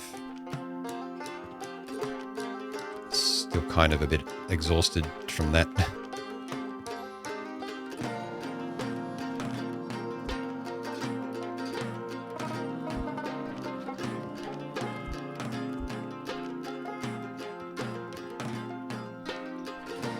Oh yeah, I should really automate the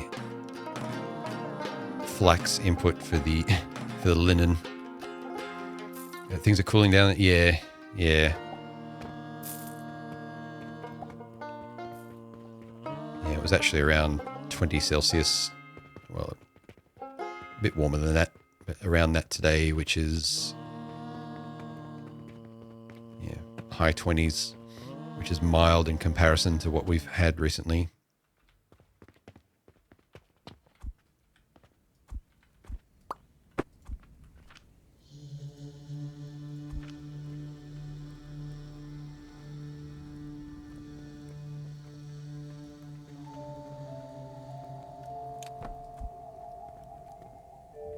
Yeah.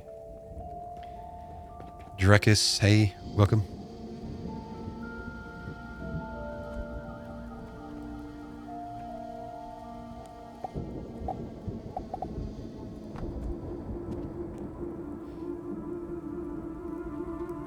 Give fuel. Get fuel. Nice. And you could have 3 things coming off there without too much trouble. If you wanted more, you'd probably just go out the other side or something, and I don't know, we'll go out here. I don't see there being ever probably a need to have offload more than that. Grab our steel. I'm going to have to put some storage aside for a minute, I think.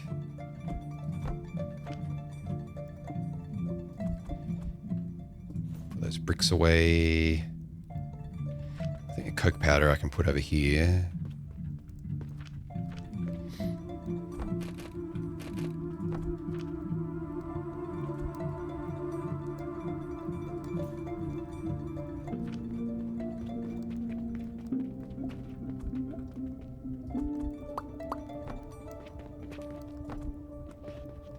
What's in here anyway? Iron ore.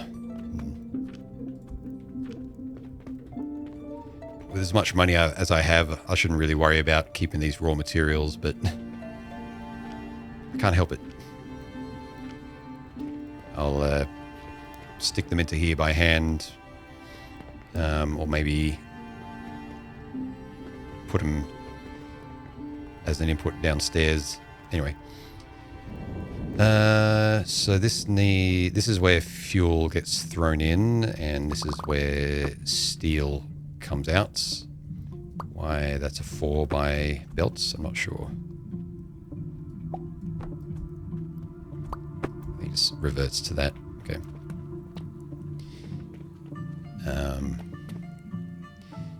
Found a bug that allows conveyors in the air. Nice. I found a bug that allows entire floors to be in the air.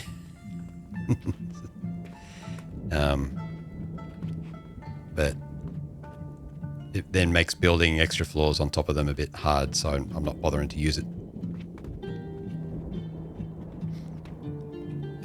Any bugs, I'm assuming that they'll mainly fix, and it will make the builds that I make based on bugs like broken in the future anyway, so...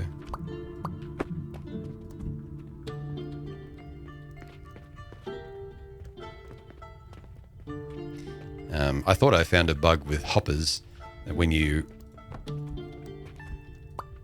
cut them, it adds extra outputs to them, but it turns out it's just that's their switch form. So today I learned hoppers can have 1, 2, and 4 outputs.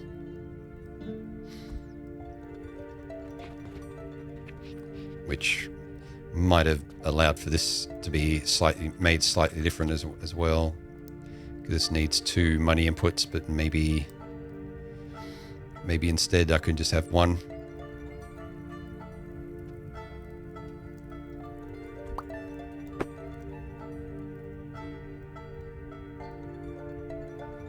Because it doesn't really matter which one I have a multiple output.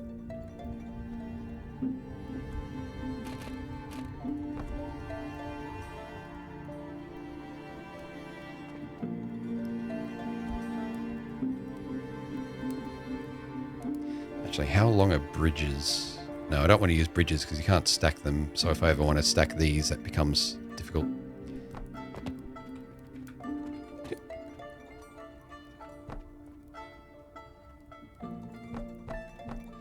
That does hide the hopper for the fuel, which is maybe not ideal,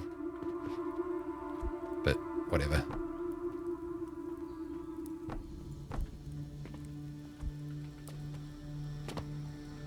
Now I can't see that. I need a box to stand on. Didn't know how to switch form exactly, right? Switch form is not obvious for many things. You really have to pay attention to the bar down the bottom.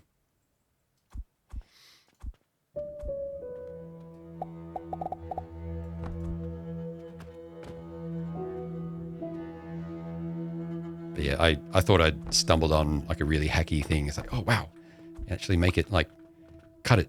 Oh damn, I made it 4 outputs now. It's like, no. Turns out that's just standard behavior.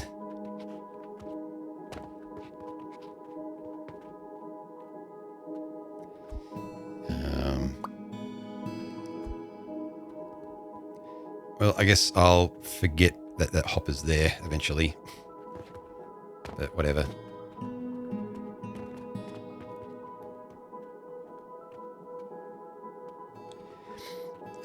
And there's probably some more optimization that can be done in there using maybe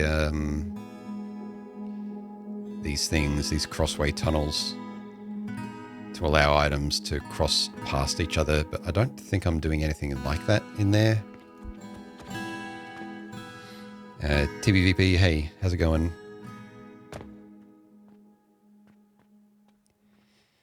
All right, time to probably mess up my inventory.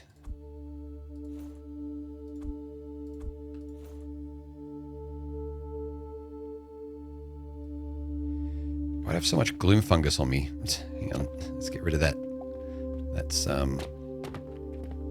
don't want to be carrying that, and I don't want to throw it away, and I had somewhere to, I thought I had somewhere to put it. Yeah, I did, here. So I must have got rid of it.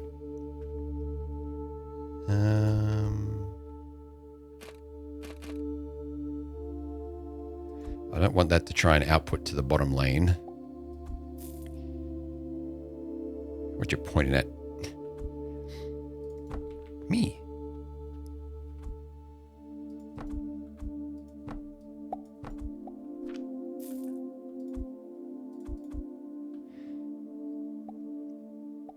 Although maybe I'll keep one stack on me so I can make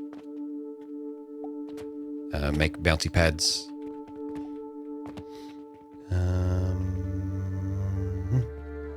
Point, point.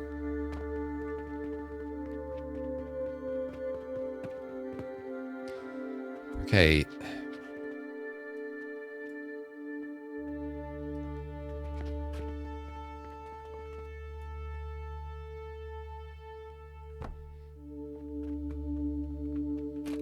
Nice. Save as blueprint.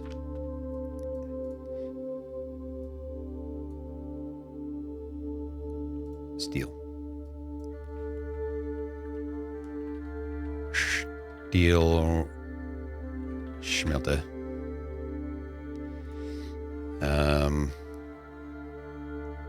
I should put the rates here, I suppose. Although I don't know the input fuel rate needs inputs. Fuel. Money. Outputs. Was it 7.6? I'm in at base rates anyway.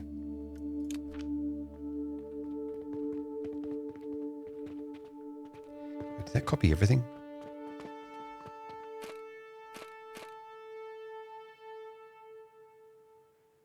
Yeah, looks like it.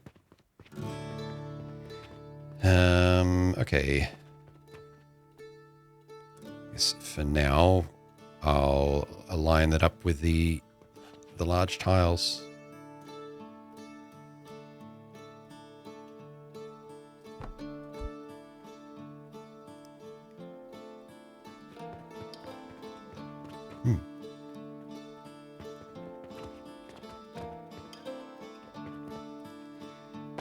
Now, how many did I say I'd need for full belts? It was like 8, right? Maybe I'll build them rotated, and I'll actually build those 8 just to have a full belt worth.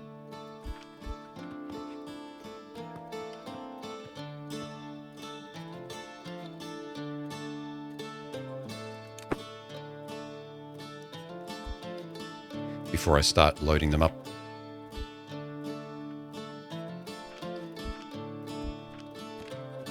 Steel smelter.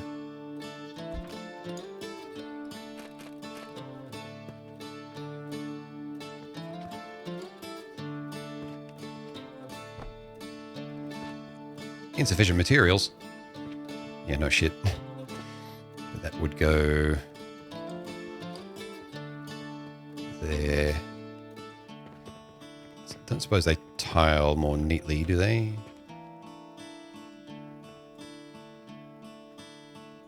No.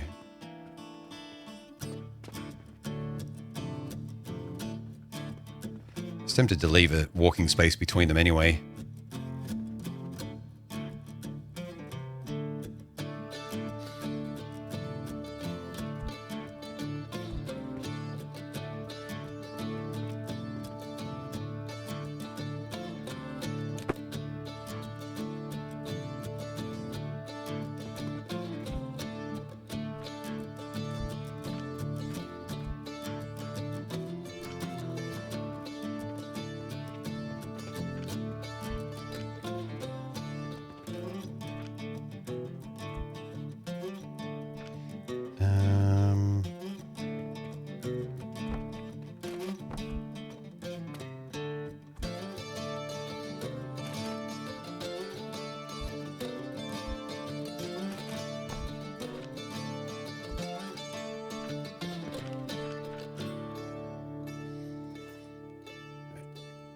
Offloading my excess inputs. All right.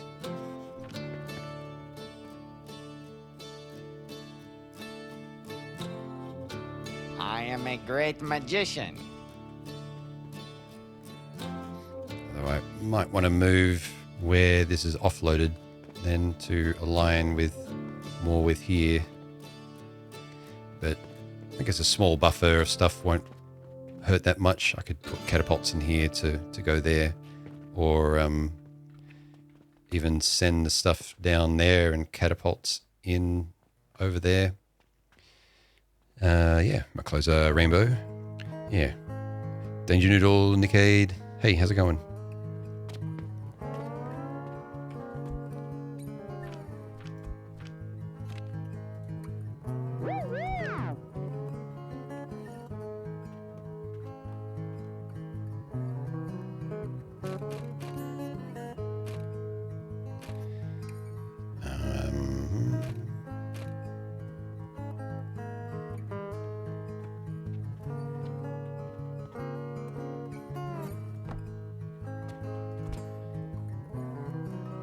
All right. So yeah, these Athenors were doing 3.8 per minute each. So 60 divided by 3.8 needs 15 of them, but there's 2 in each, so 7.8. So I need 8 to fill a belt, and then a little bit more.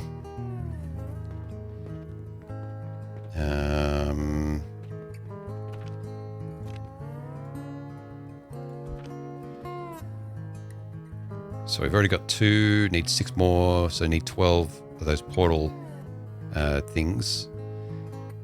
And then the rest of the stuff I'll just grab as needed. Whee!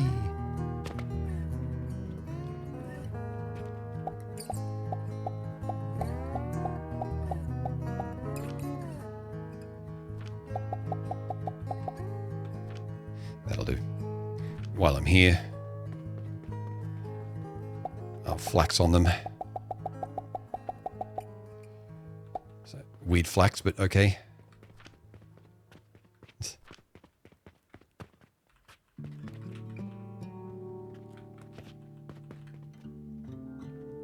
Still occasionally just doing old manual planting until I can automate this part.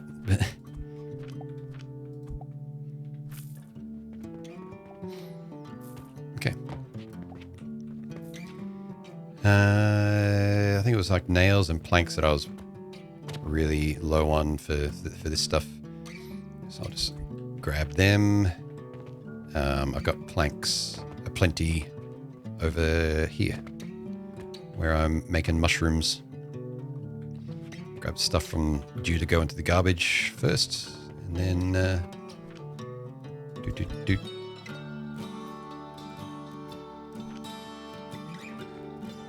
I might be outpacing my production capacity for nails.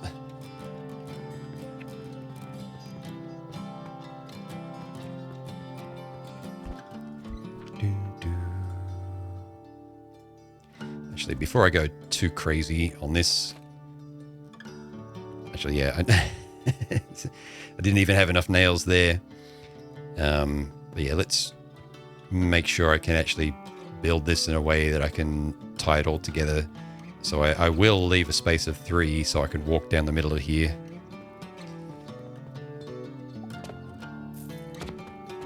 Let me yoink a few nails out of there.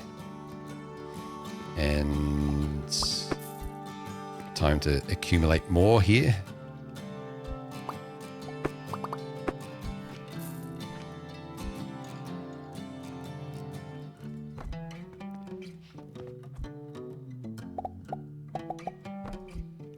And sin hay. So these are outputting 10 a minute, 20 a minute, 5, 10. I can actually double the processes here, or at least add one more to speed things up. I think I didn't bother doing that originally because I wanted to accumulate the iron ingots.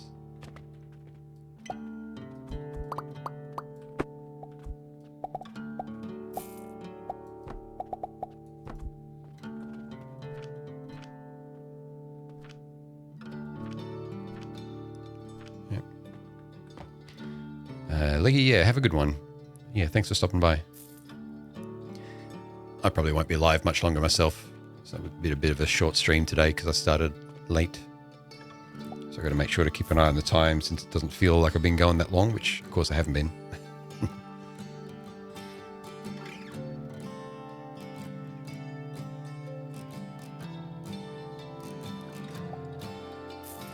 In fact,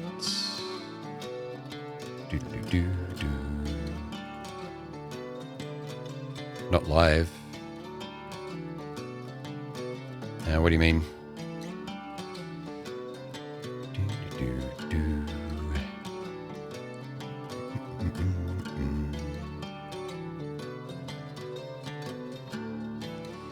Alright, let's just have a quick look around.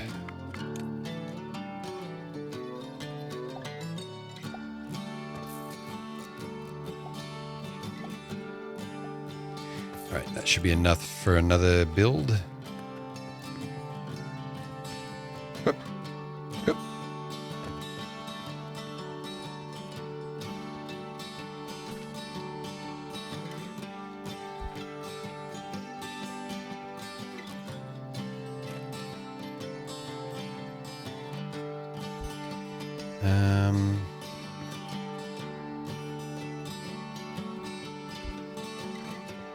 Let's put these in here for spacing.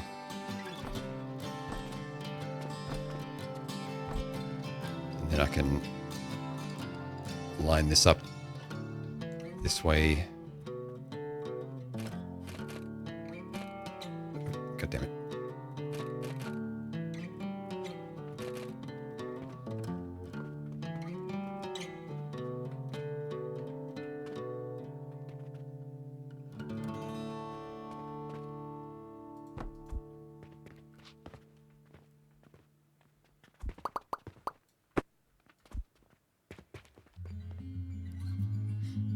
Nice.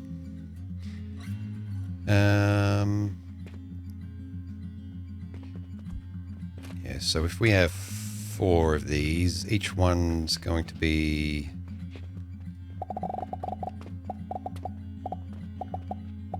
that long, 10 tiles long.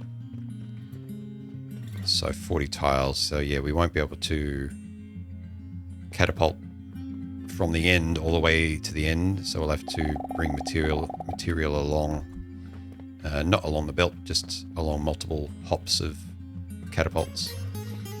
So what I might do is spread them out now before I can build the rest, just so I can put that in first before I commit too much. So what's that, 10? Yep.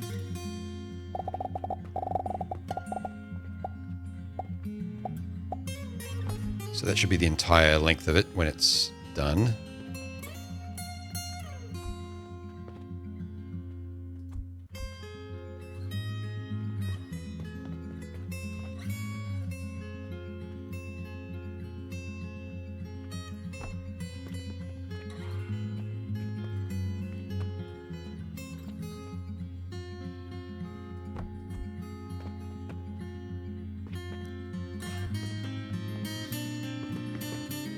Yeah, and since they... I think 10 tiles is actually a good match for the fact that catapults can cover a gap of 17 and are themselves 3 tiles. Like...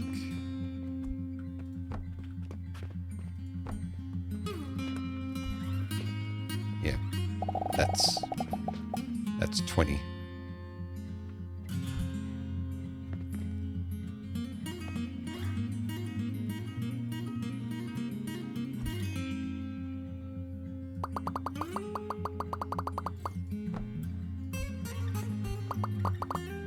God damn it.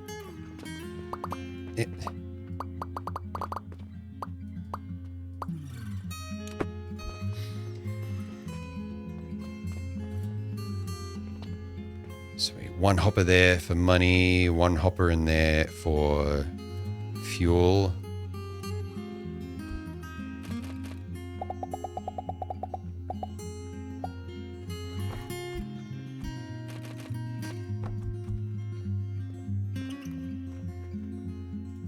All right, that can reach there.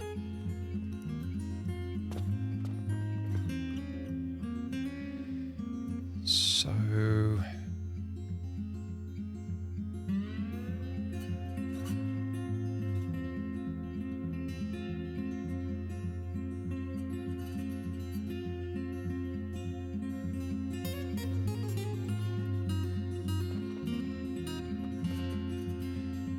it'll be a bit of a tight fit in here to get all the catapults.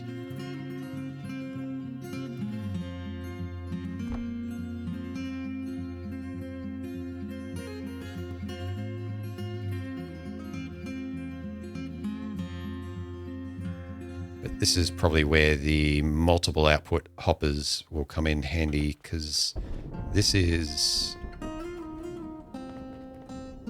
we can put them in the middle and then split them out like this.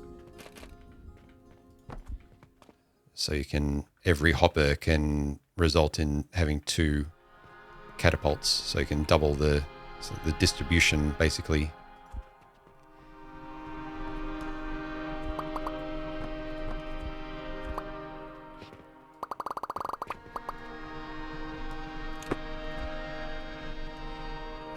Where's the 20 mark on that?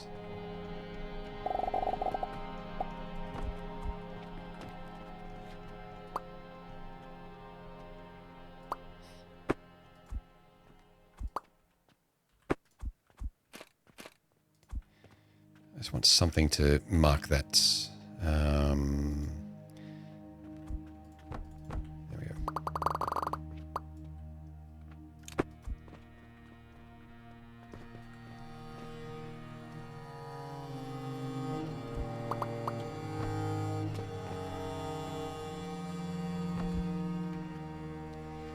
I might be overcomplicating this, but I'm just trying to sort this out before actually putting all the buildings down. No, that's not...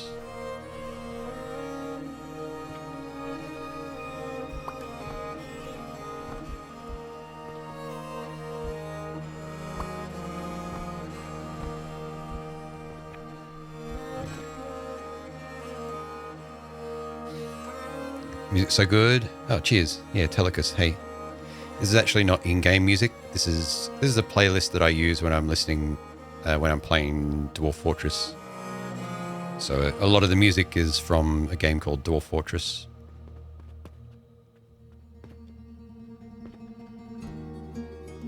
So this will have 1 item in it. So I suppose one of these will be the fuel, and one will be money.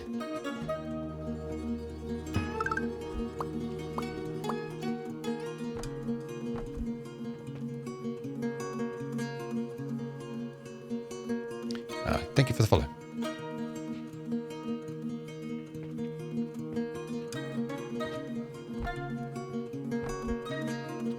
So let's say this one's money. We just need another one of these. situated between these. Can that go up to there? No.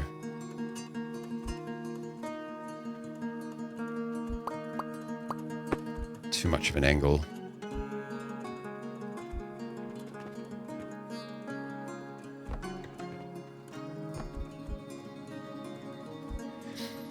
Yeah, I might be overcomplicating this. Let's see.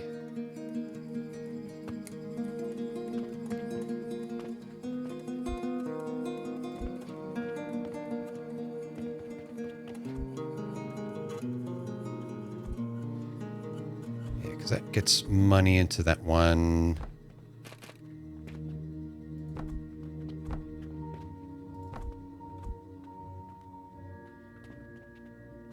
It's a shame that's not a valid angle.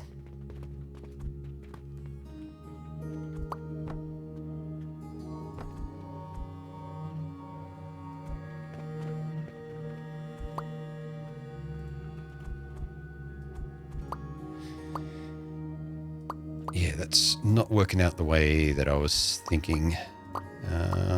There's got to be a simpler way to do that that doesn't just involve running the belts. But the angles make it a bit tricky, so I'm just wondering if I can even do have the catapults as part of the build so that they pass the money down the line.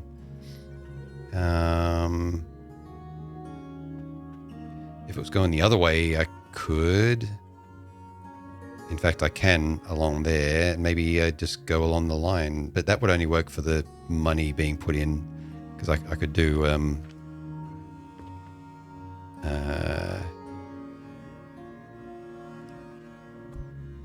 there. Catapult one. But I don't really want to do that.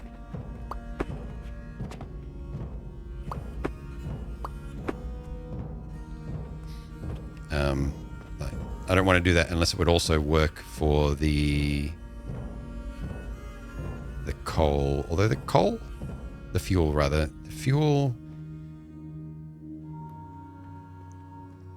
fuel I might actually just belt, because it's the hopper's in there, and I could just, it's like two belts, or well, a few more.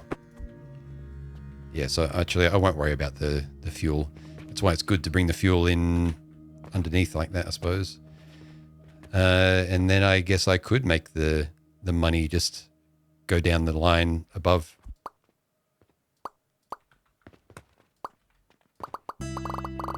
Let's give that a try. Actually, I'll leave that there for now so I don't lose the marker. Let's see if I've got enough nails and wood now. I'd say so. Yeah, just.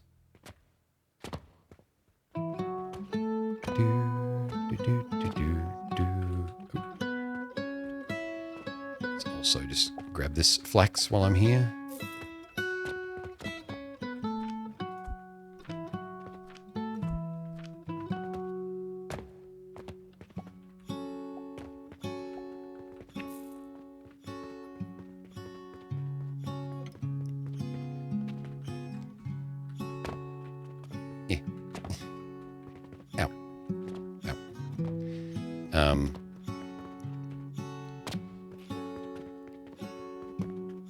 Yeah, so this game does have its own music, of course, not to discount that. I'm listening to it because since I'm streaming, the fact that the game currently mutes its own audio when it loses focus, which is really annoying for a streamer. So I just stop the music in game, which is, it's not bad. It's a limited selection, so it's a bit repetitive.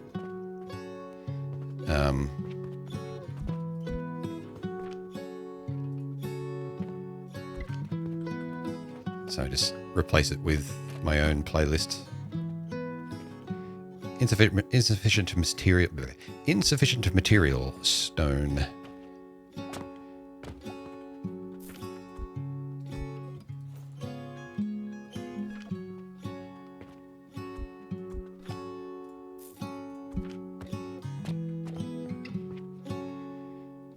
Getting low on big gears as well, so I'll grab them.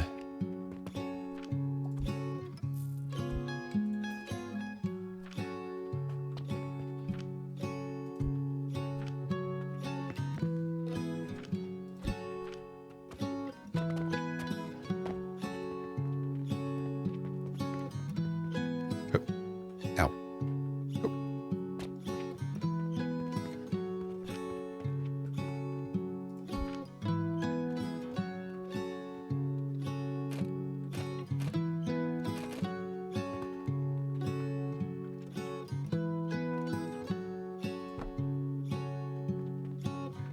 Need more nails. Magna, hey. Yeah, I'm alright. How are you? I'll be wrapping up in about 20 minutes or so, most likely. I started pretty late. Just a lazy day.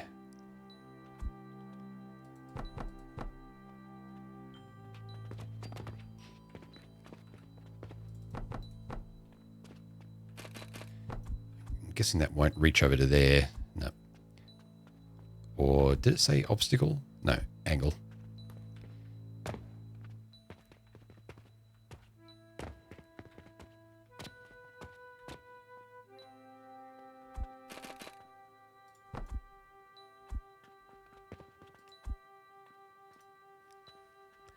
So it's going to work.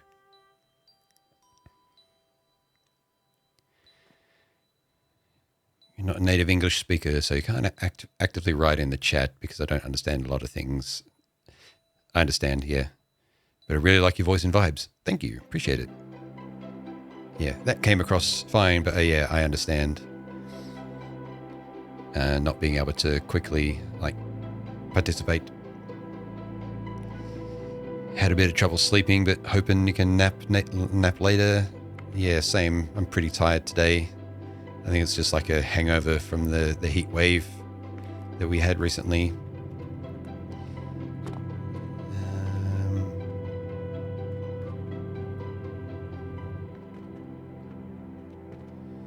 All right, so I've got to get to that hopper.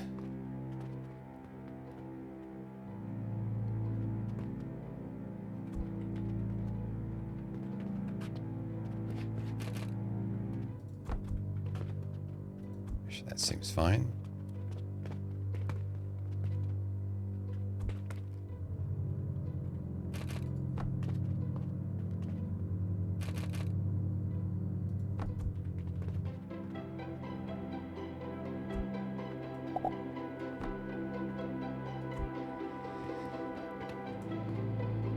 In fact, I might just run a fuel line under there as well.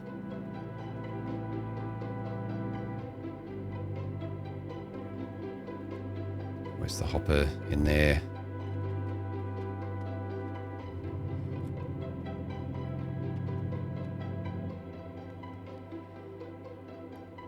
I'm going to have to figure that out anyway for linking the fuel lines up like that.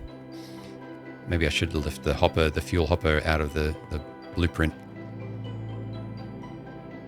Icing a bit lately, it's been bothering you? Yeah. Yeah, that's something I had to go see an optometrist about a few times myself. This red eyes and not anything infectious either. So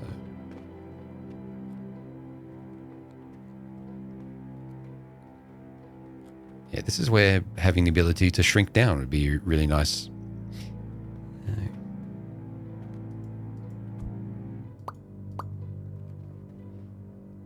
See if I can select that hopper. What am I going to delete if I delete this? Oh, that's redoable, pretty easy. Yeah, that's... I guess for that one, maybe I could maintain the hopper.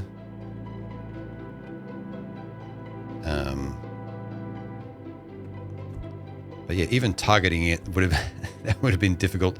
I think I was assuming that I'd have more space to work in, so maybe I should do one half of these at a time.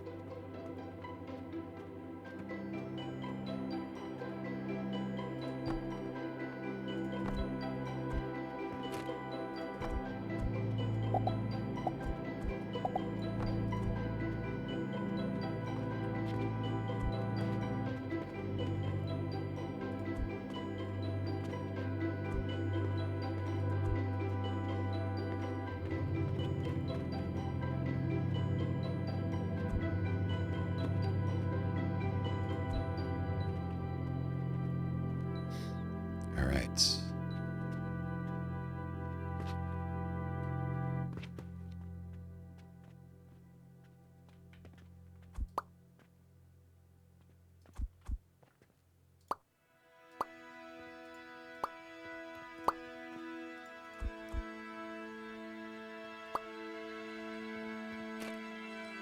Whoops.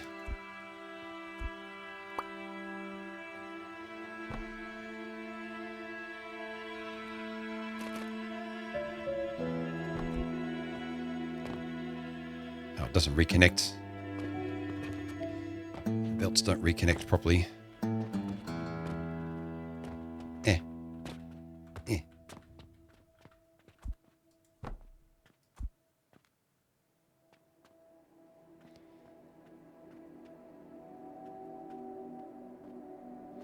Well, all the raw ingredients are starting to come in,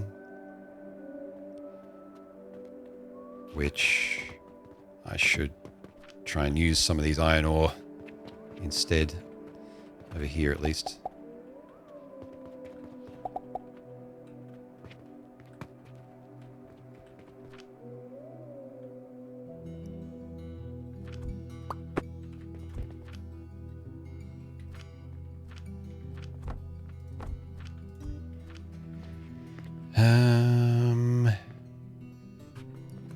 All right, yeah, so we got fuel coming in under there.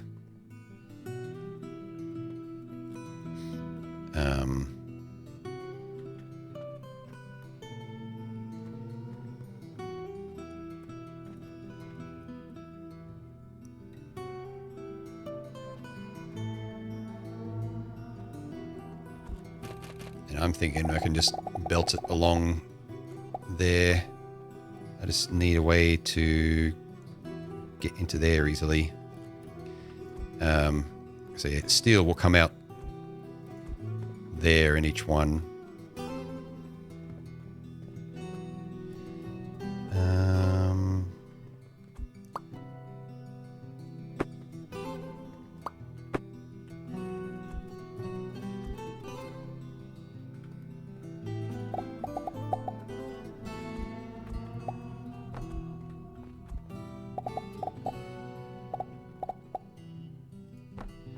Like that. Just need to make sure that doesn't connect up with the fuel line.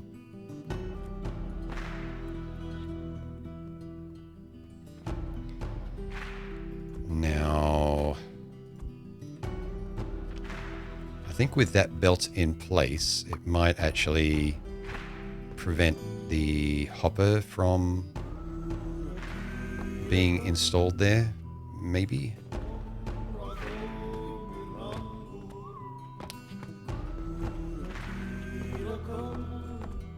I need a step ladder.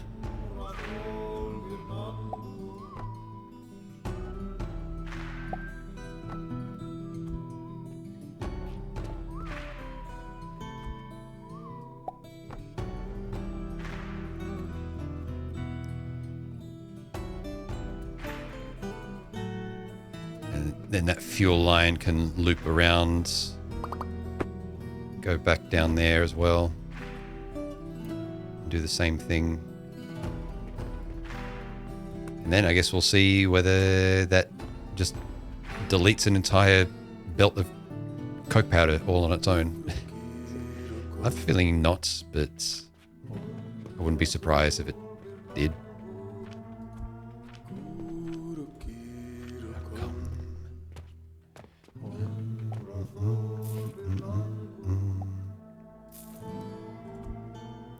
Oh yeah, in case anyone missed it, I did the boat modded live reading last stream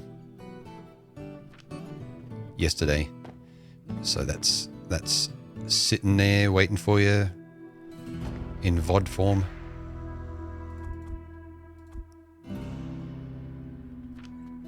Six hours of reading Dwarf Fortress Boat Murdered long play.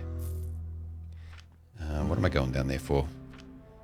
Yeah, rope. Just top up on rope because that's used for the elevators. Was it stone?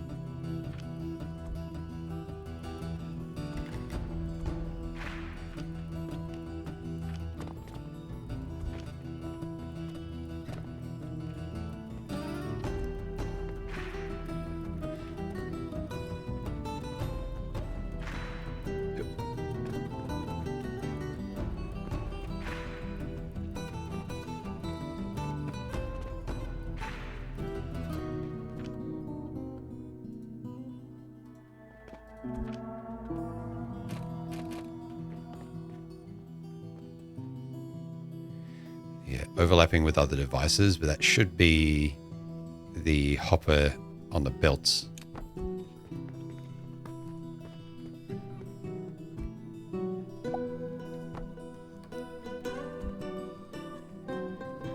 And I guess I can confirm that by getting rid of that. Yep. So that's convenience.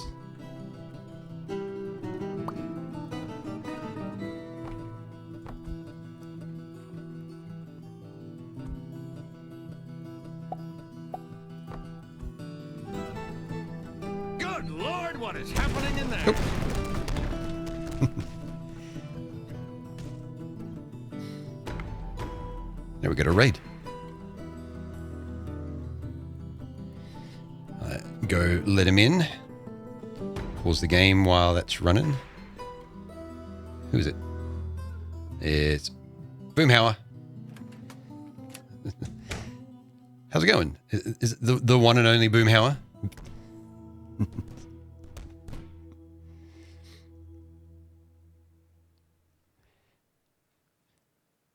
Get a shout out for you. As soon as I can move my mouse out of that screen, there we go.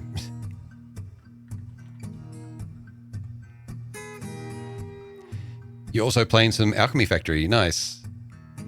How's it going for you?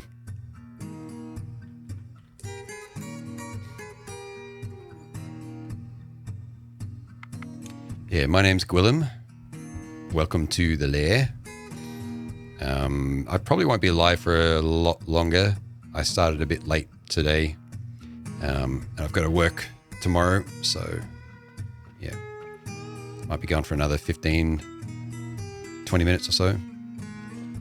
And I'm just working on seeing if the little steel mill that I made can be copy-pasted around to fill one belt's output of steel, just mainly out of curiosity. It's probably overkill for me right now, but I'd like to see it happen if I can. So I need more wood, need more nails. But yeah, Boomhauer, if it's late for you and you got to get some post-stream self-care, feel free to raid and run if you have to. But you're more than welcome to hang around.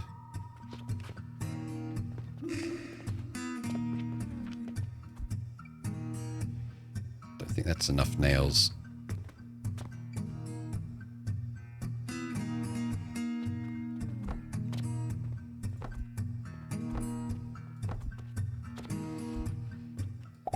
Time to actually double that, like I was going to before.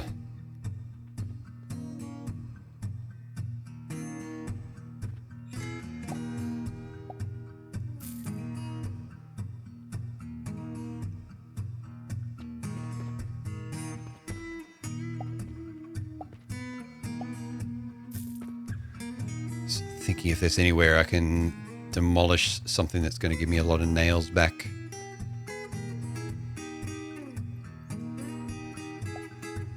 But I don't think so. Might just be a case of doubling this again if I need more, but I'd rather not scale that up because I only need nails intermittently. Yoink some from the shop. I think that guy was about... Yep, sorry, I got you. He's just taking a nail at a time.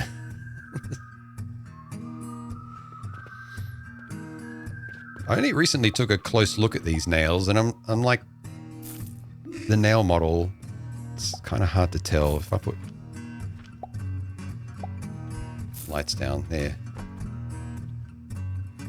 they're pretty messed up. Like, I wouldn't buy these nails.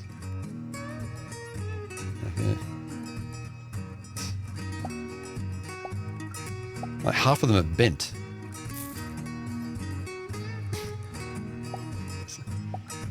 Like, what sort of shoddy nail making business am I running here? And I'm making my own stuff with them too.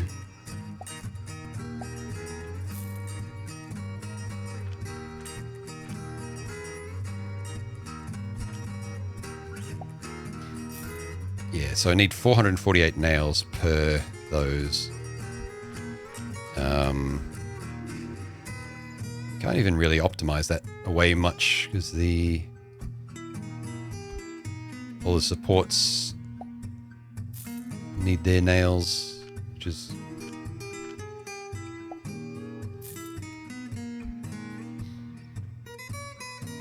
weird that even the steel support needs nails. Figured it'd be rivets or something.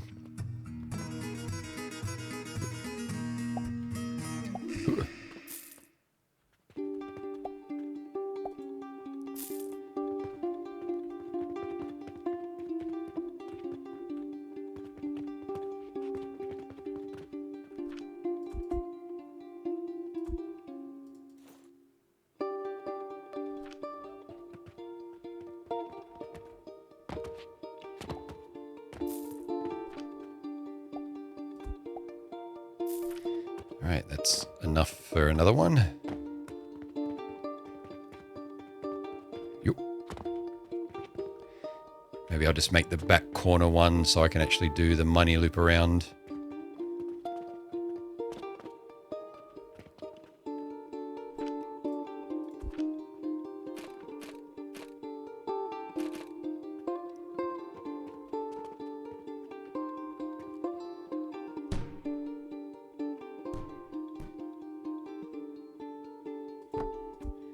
I think that's right. Ow.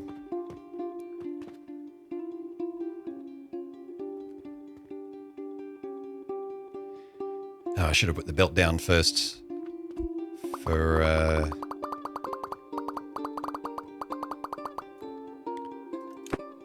the fuel. That's all right. It's easy to just do this.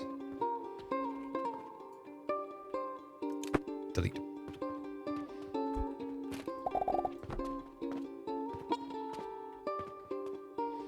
Not sure where I'll wrap that around, so I'll just put that down there for now.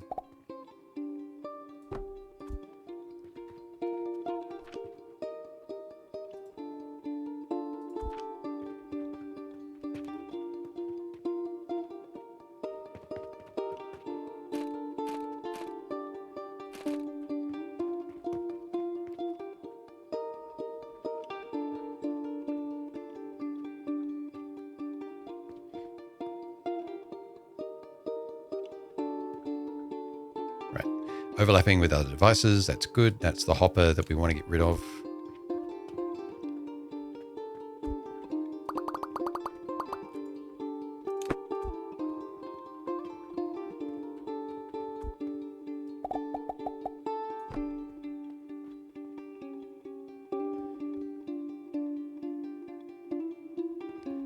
So we should see fuel come out through here.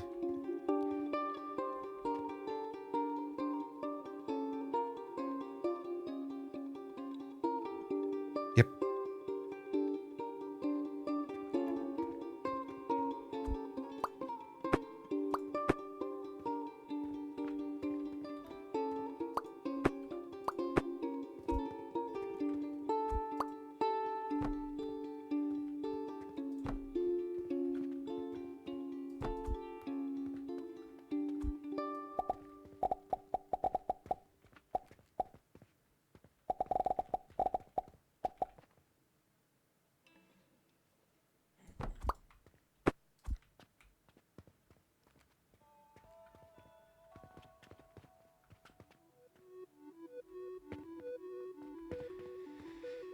Just need to fix these up the top.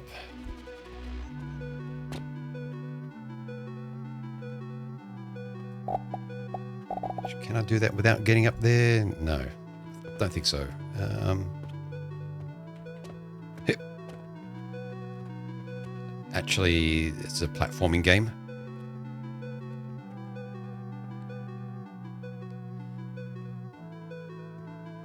That's fine, that's fine. That's not.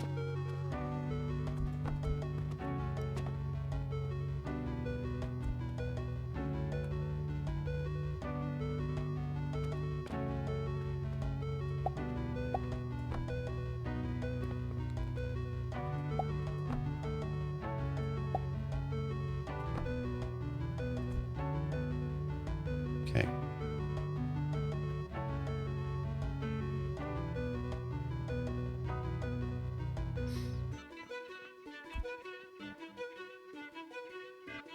It's too far for that to go without the one in between. I guess temporarily, if the angles allow.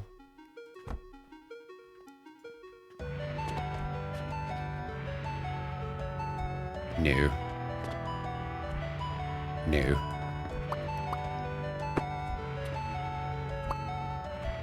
But what if raised up? Because it will take me a little while to accumulate those nails, I think. So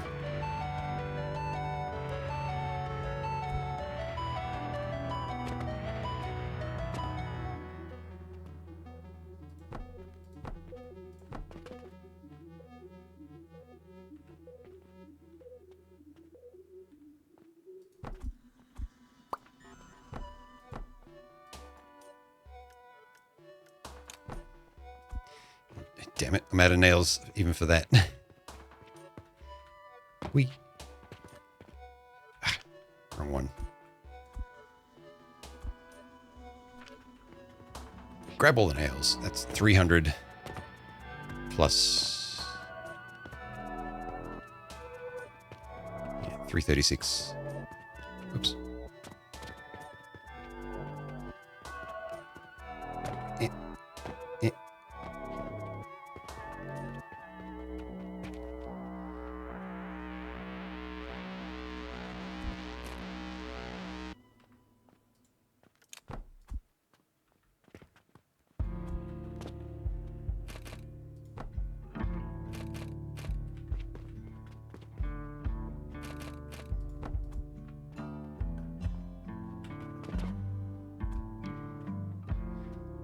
Really? Invalid angle on that?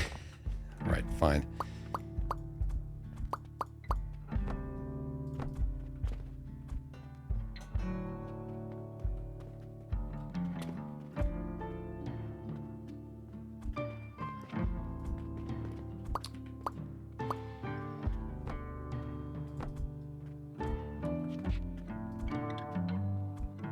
All right. Fucking pedantic game.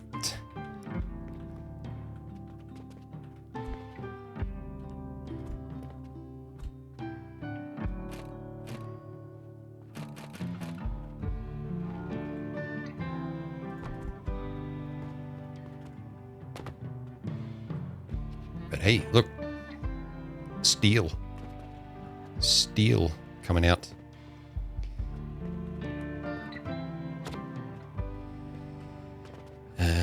Now this is not going to like that, so...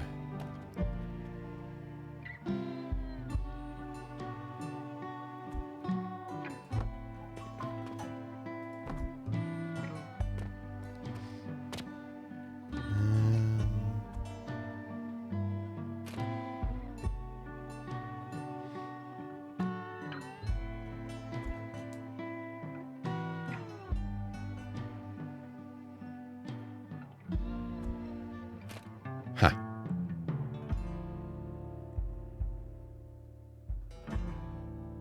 So it's a slightly different setup on each one, but maybe I'll do it different a second time around.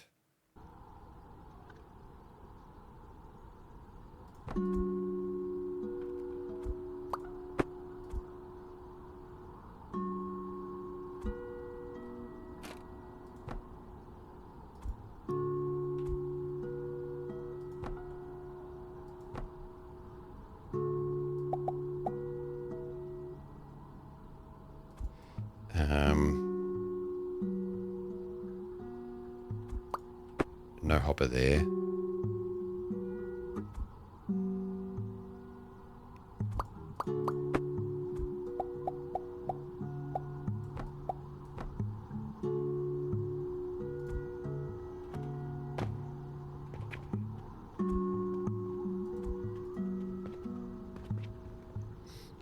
Now I have to duck to get through there. Duck and jump.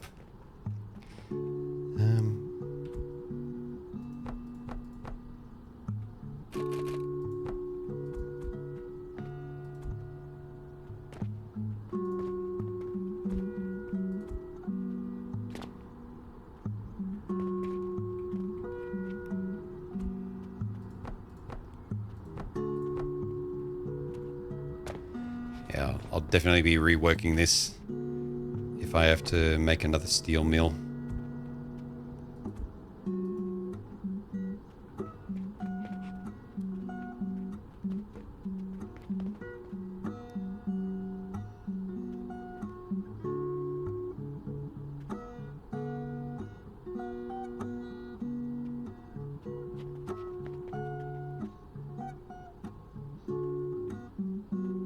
Coin.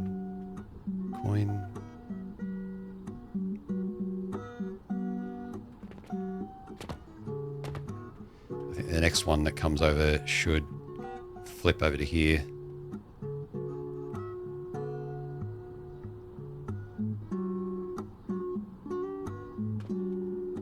Yep.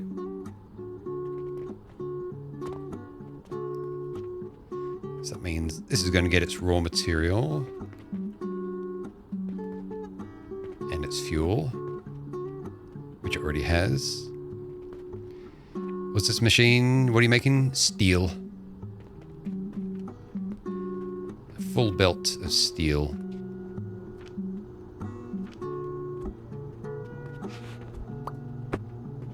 From like 4 copies of a thing that I've made. So before I just throw that down the line using hoppers.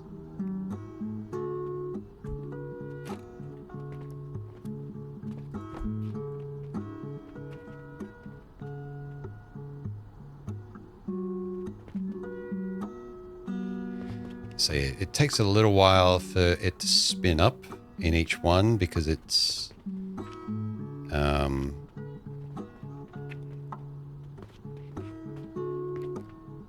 it has to accumulate some iron first for it to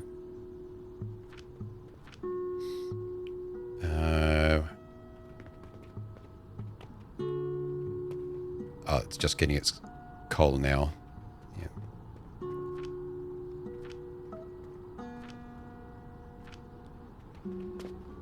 They're like flying belts, the catapults. Yeah, they need to land in a hopper to receive the item, which can then the hoppers can insert like a belt. There's no inserters in this, like buildings draw in rather than be inserted into. Like you see the arrows, it's like as long as a belt connects there or another building's output connects there on the arrow, it'll just go in.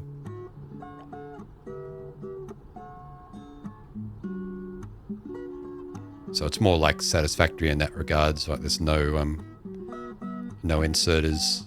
You just hook up belts.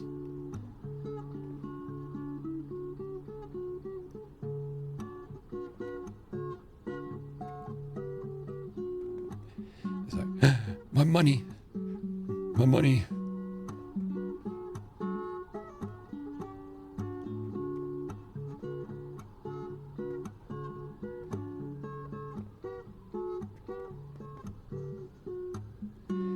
But yeah, actually making 8 copies of these, four aside. It's just there's 2 more here that need to go in that I haven't made yet because they require a lot of nails, which I'm waiting to accumulate. But good thing there's no air currents. Yeah, right. It's throwing powder of coke through the air.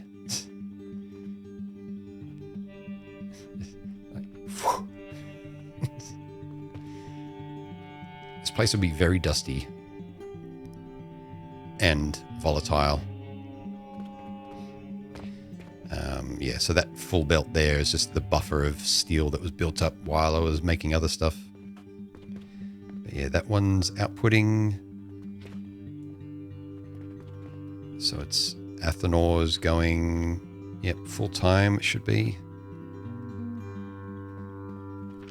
That's going now too. So is that. That's just getting its coke powder in.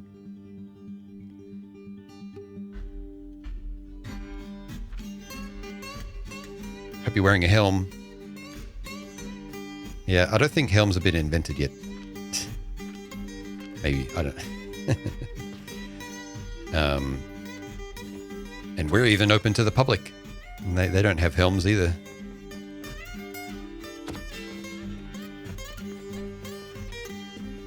They're using more catapults here to load stuff. This is the really like old. But, ow. Exactly. While I'm down here, let's get those nails. More nails. Oh, I might have enough. Well, enough for one more. But I don't know if I want to do that right now because that would involve deconstructing the interim catapults that I put in. Whoops. These, so this space here, this space here. I see steel coming out to this one too. And this one as well.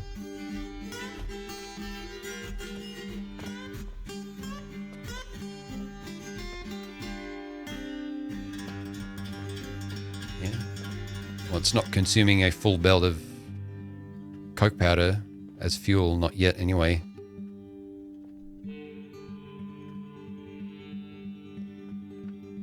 And the money, I'd say, is just being drained constantly now while it gets some raw ingredients on that belt, on the belts, because there's a bit of a belt buffer in each one. And that costs a fair bit of money for the coal to build up that buffer. And some of the buffering of the coins themselves.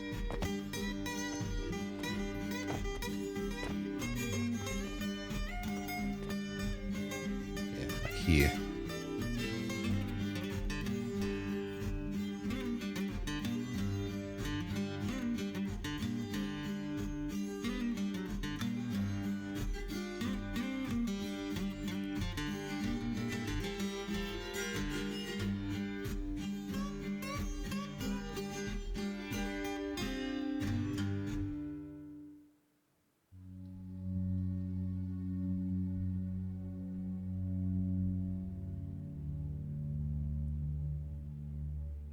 Just trying to count how much of the fuel that's using.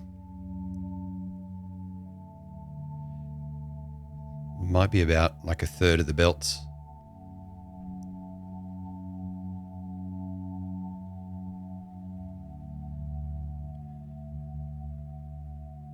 Maybe more, but I don't think I'm going to be running this at full speed for a while yet.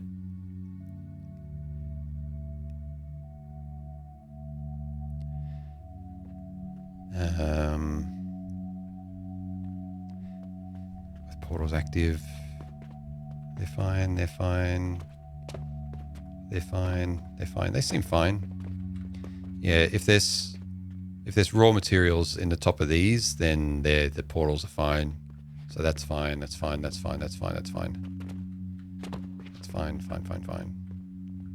Yep. They might just be backed up, which is intended. Yeah. So they're rotated around instead of flipped because there's no blueprint flipping. So there, I would have had to build the mirror version of it to do that. So instead, I've rotated them. So it's like that way, and then rotated that way, which actually has allowed me, like I'm treating it now as a loop, like up here and down there and up, back this way and that way.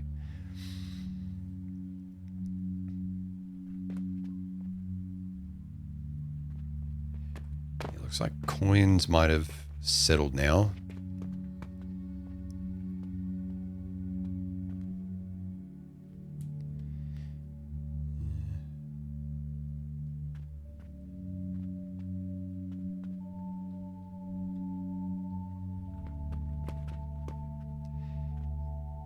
But yeah, we won't have a full belt just yet because we're missing 2.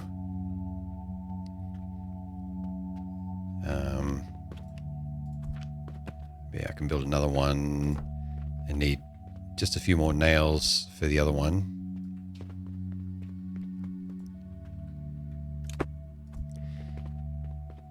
But it's getting a bit late, so I'll just grab those nails. That's probably all I need.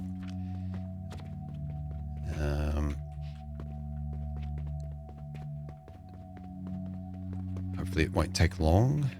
Just tear down that. So these.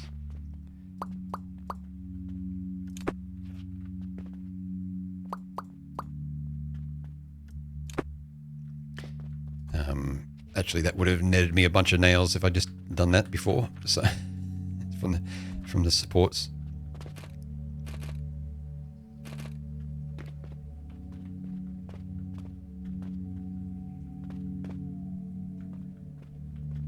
Uh-oh. Someone messed up. Chat, what did you do?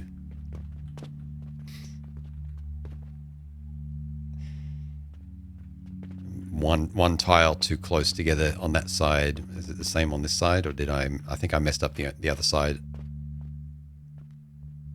Yeah, it's fine on this side. And yeah, that should say overlapping. So I'm going to have to move this out one.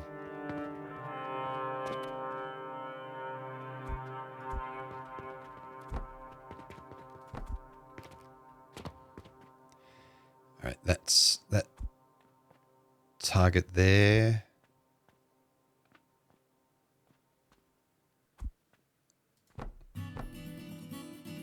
And patch in a new catapults target there.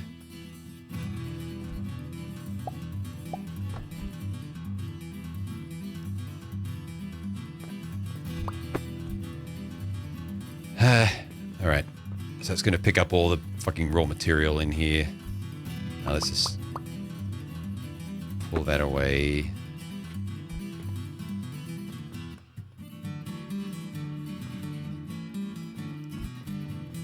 In fact, let's use the copy, or the cut function rather.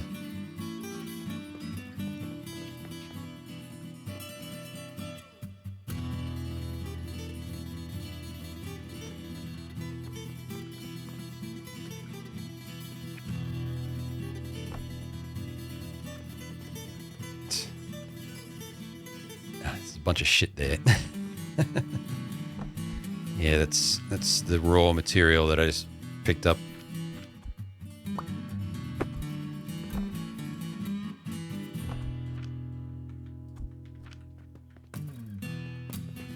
Well, the coal ore, mostly iron ore. I have to figure out a way to make sure this stuff gets used instead of me just throwing it in a bin. Maybe I can patch it in downstairs where I'm still got the old smelting set up.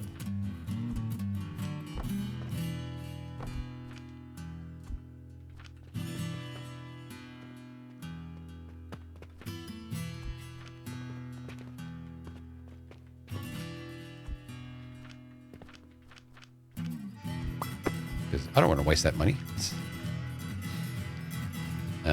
I know over here I can ditch some of this stuff like the coal, the coke, and the powder.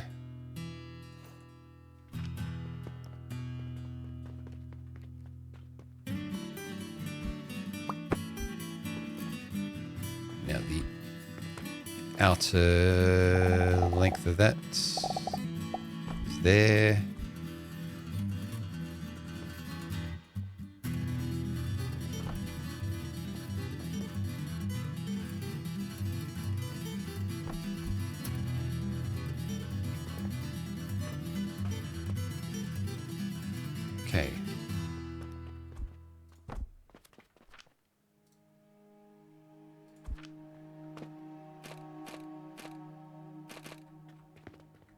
Much better.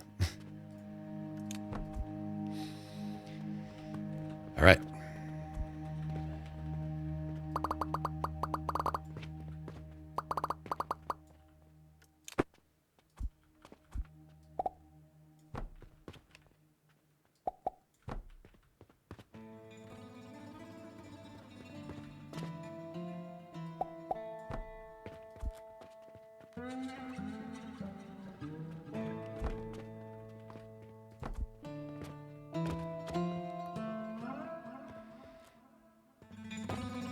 God damn it.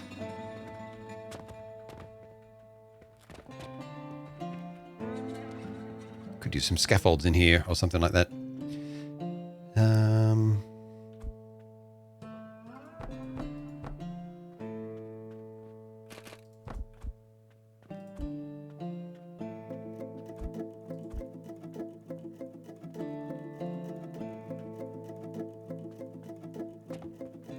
Oh, let's try and get some raw material in there before machines buy it themselves.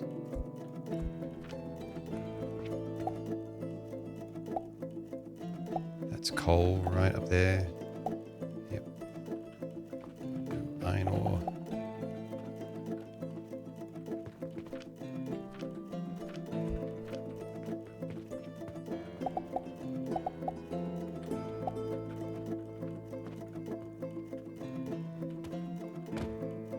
Okay. Well, that's some of the iron ore and coal used, at least.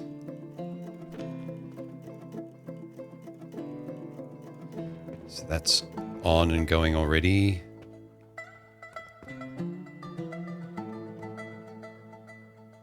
Yep, iron in the loop.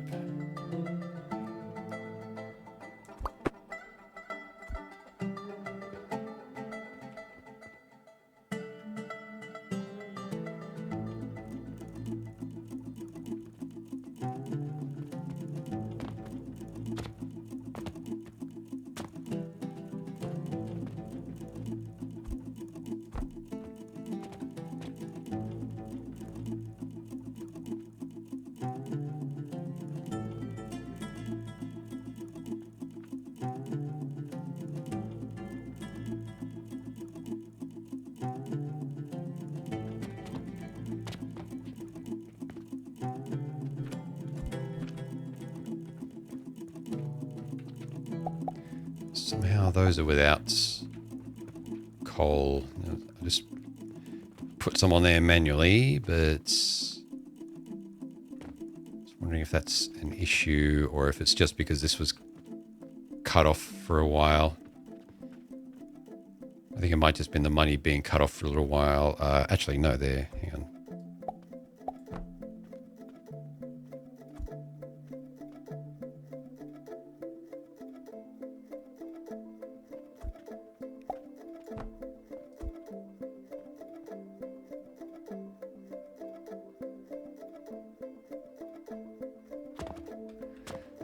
Sometimes these belt junctions don't work properly, unless recreated.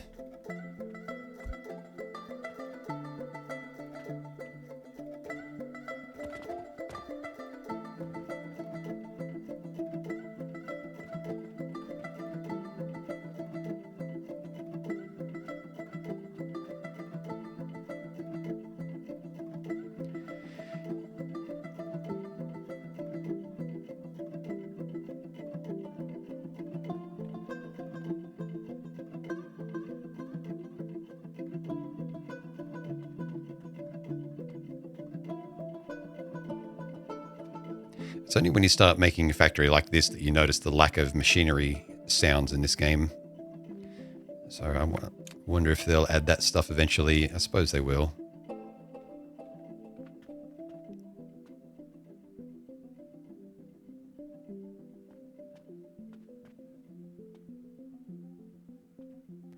There could be a cacophony at the moment of grinding and burning and flinging coins.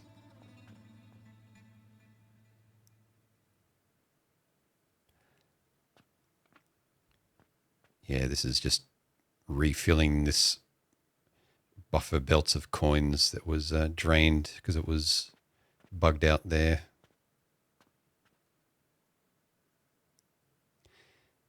Actually, that would have been as a result of me moving the bridge there. Yeah. Having a little of the game's music helps with the sound deficit. Yeah. Yeah, Bad Rock Gaming, hey. Yeah, I'm choosing to play my own music.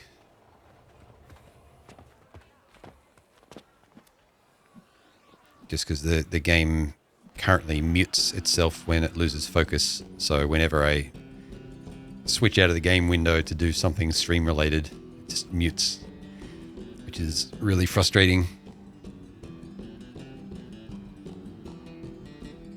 But, yeah.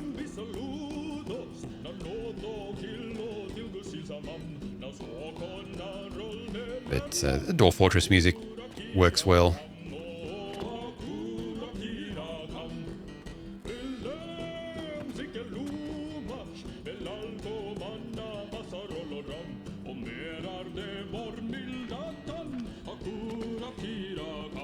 I think that's stable, although it's probably not accumulated fully for the new Athenors yet, like this one mainly. Recipe requires heating. Maybe now we're actually consuming the full belt of coal, of coke.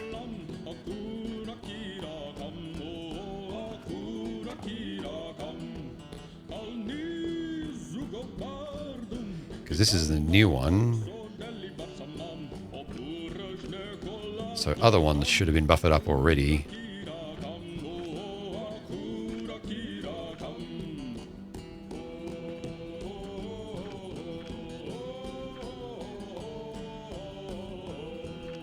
Actually, what am I saying? This is the Athenors local. I need the furnace contents. There we go.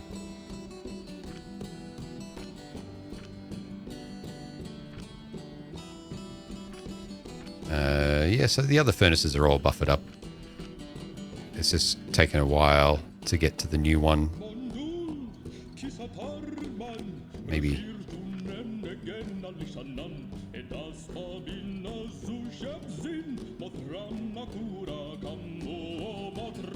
Yeah, that should be fine.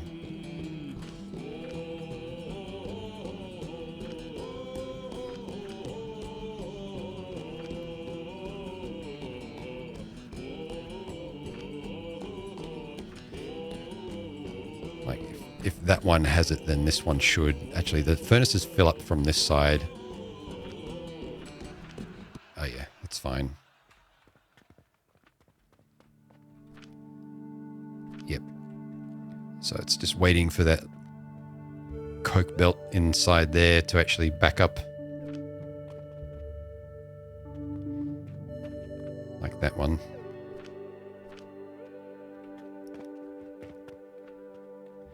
And I recently recreated this one, right? Yeah, so this is fine.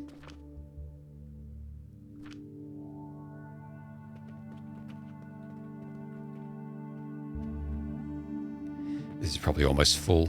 It is.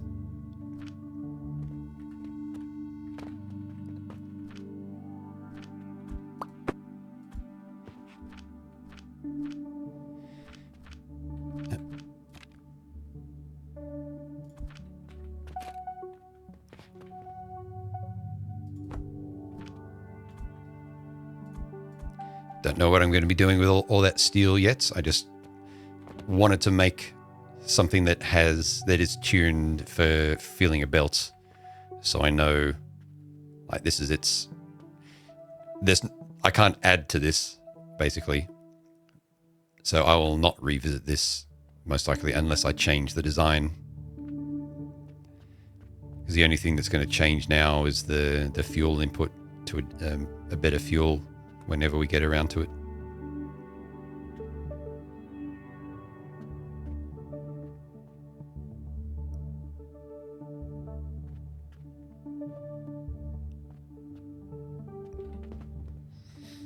still going.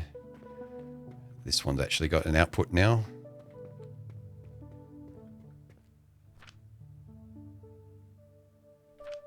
It's still waiting on heat on that one.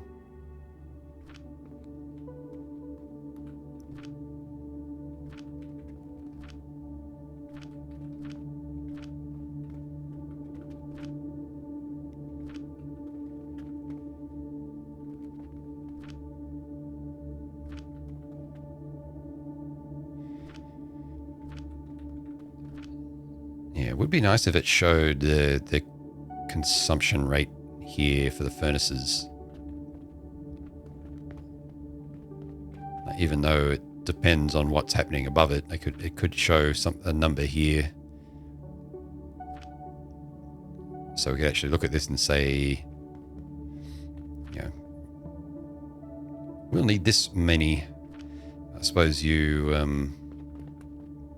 could do the math yourself, but these aren't all operating at full time anyway, which I guess is a good point. Like the iron smelter here will currently be operating at full speed as it fills up this belt,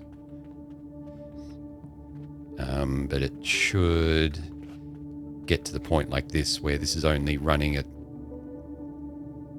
I think, like a quarter of that or a third of that.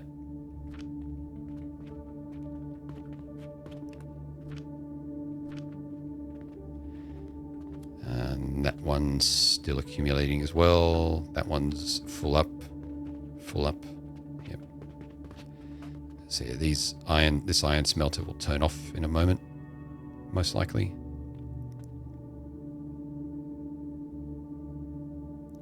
Yep. Will only come back on intermittently. Yeah. When one of these athanors when an athanor produces steel instead of iron, which is 1 out of every 4, then this kicks in to make a new iron ingot.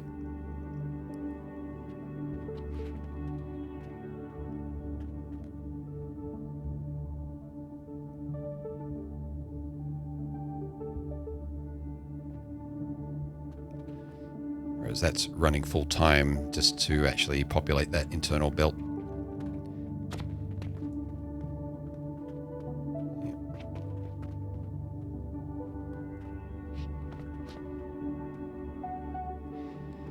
Hence the drain on the fuel that will become less pronounced as they accumulate that. And I kind of wish that I could just go into the output here of the smelter and drag a stack of iron just to put it in there.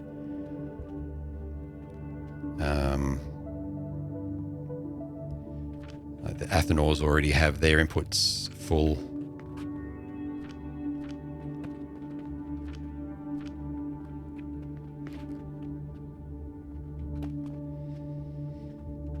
I'd have to do that. I'd have to put like a little storage thing somewhere and support it. It's like, no, it's not really worth it.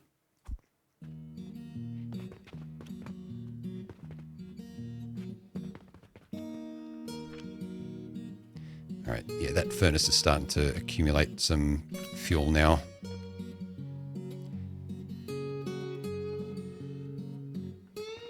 So yeah, if we were actually consuming this full belt of steel, then I'd say we'd be deleting quite a bit of this fuel, but maybe not all of it. We are now just to fill it up, but yeah.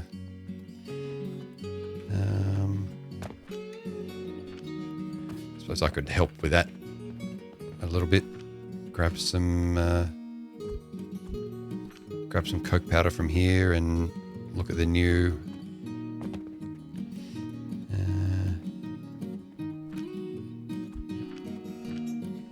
This one.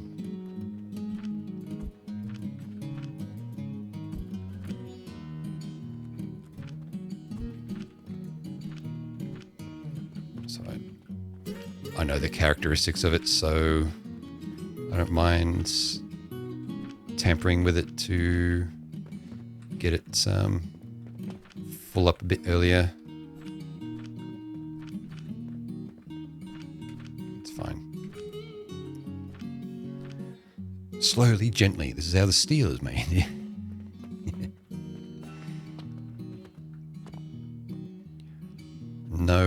No flying sparks of molten metal whatsoever.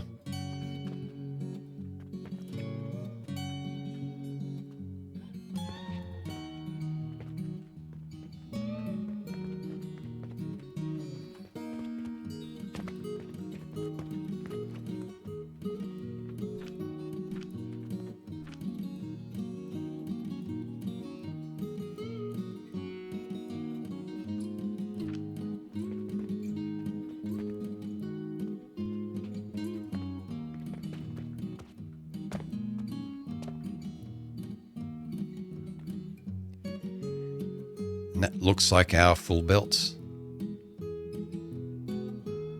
There might be a little bit of gap, but even so, like even before this is up to full speed, we'd still be filling a belt because it's like it needed 7.8 of these to fill the belts, and we've got 8, so it's actually a bit over capacity, but only by a tiny amount.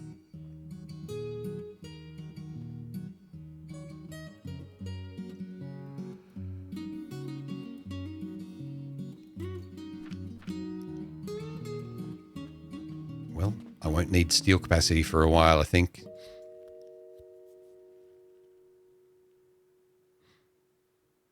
So yeah, that'll be used to make steel gears and presumably a whole bunch of other construction things, but I don't know if that'll actually end up being used for future recipes. It's a bit hard to check through all of these.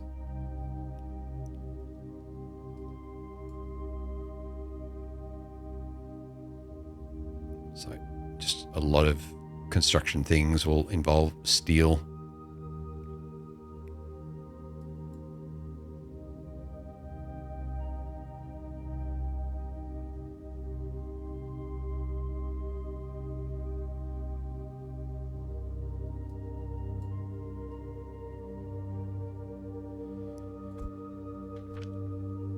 And presumably, yeah, the steel gears are a good thing that can be sold.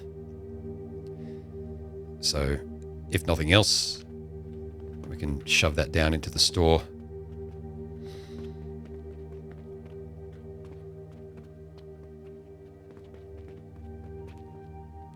Not bad.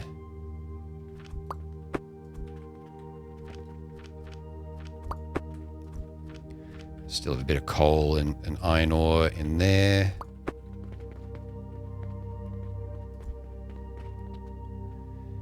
I guess we'll leave that running for a bit and see if it continues to drain the fuel rather. But it's going to reach storage capacity there anyway, fairly soon.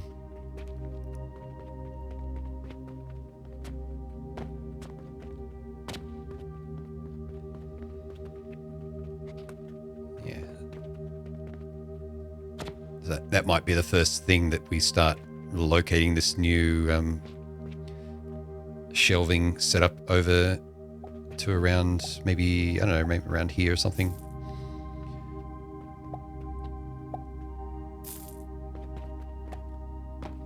And if that steel setup does consume a lot of that coal fuel rather, then I'd double this.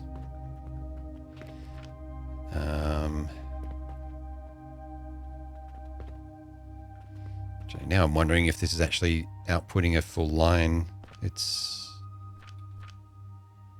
If it was, I would not expect this to have been going down.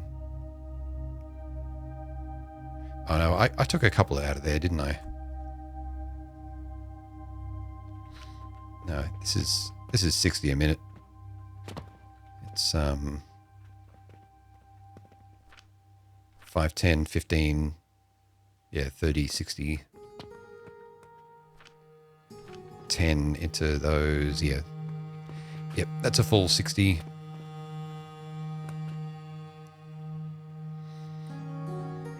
I'm actually tempted to see if I could fold that in on itself, but I think I tried. No, I can make that slightly more compact, I think. I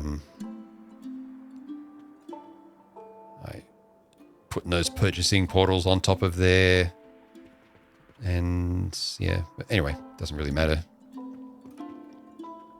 It's good enough.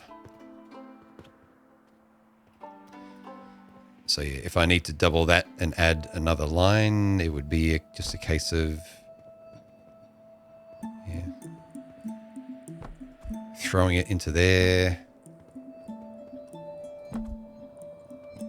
doing that, sending it down like that, and then yeah, offloading it here. Though I don't know if this setup of mine, no, because even in Factorio, when you have a main bus with a lane offloader, if you want to pull off if you want to empty, if you want to offload 2 lanes, you need to do that through 2 separate sets of what do they call them? Splitters. So you'd need a second one here for getting the second line of coal out properly. Not the one above it, because the one above it is about restocking the first one.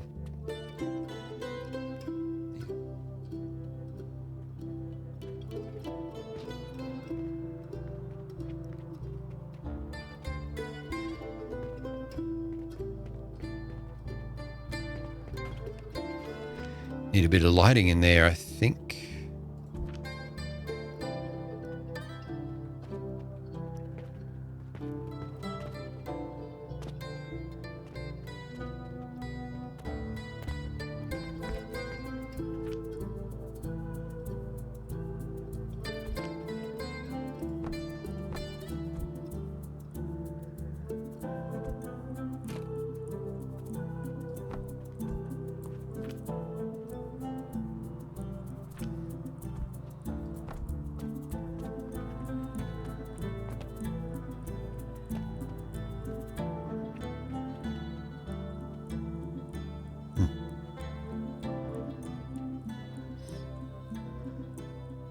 Right.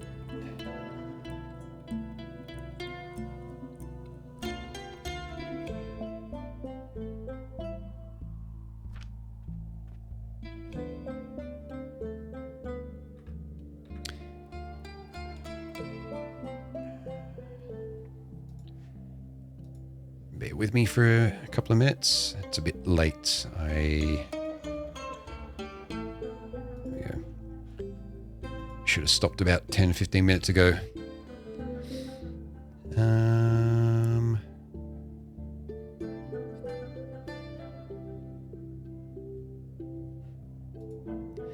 They're on late.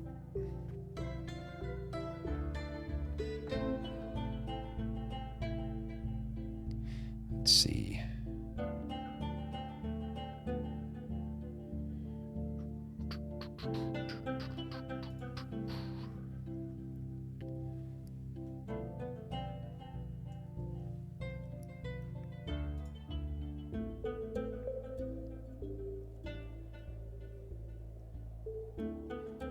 It's really neat. Yeah. This part might do, but yeah, I'm just getting to the point where I'll be making it neat, I think.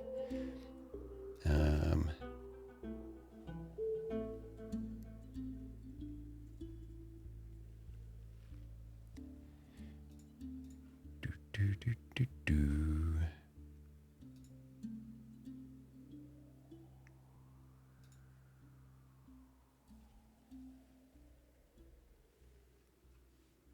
Hello. Hello.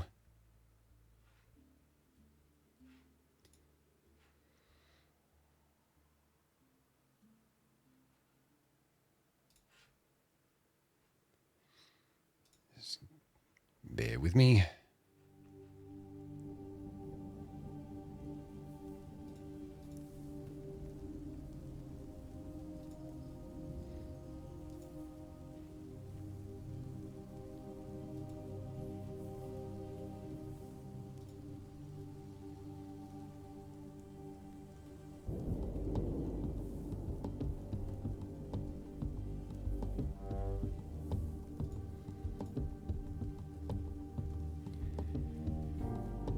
All right.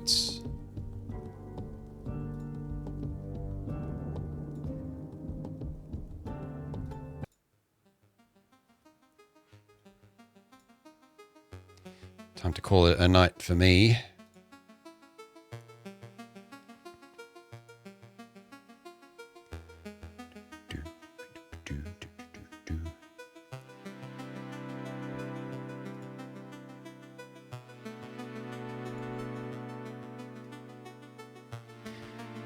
All right, let me save game. Save file is, it's too hot because I started this when we had the heat wave that we've just gone over.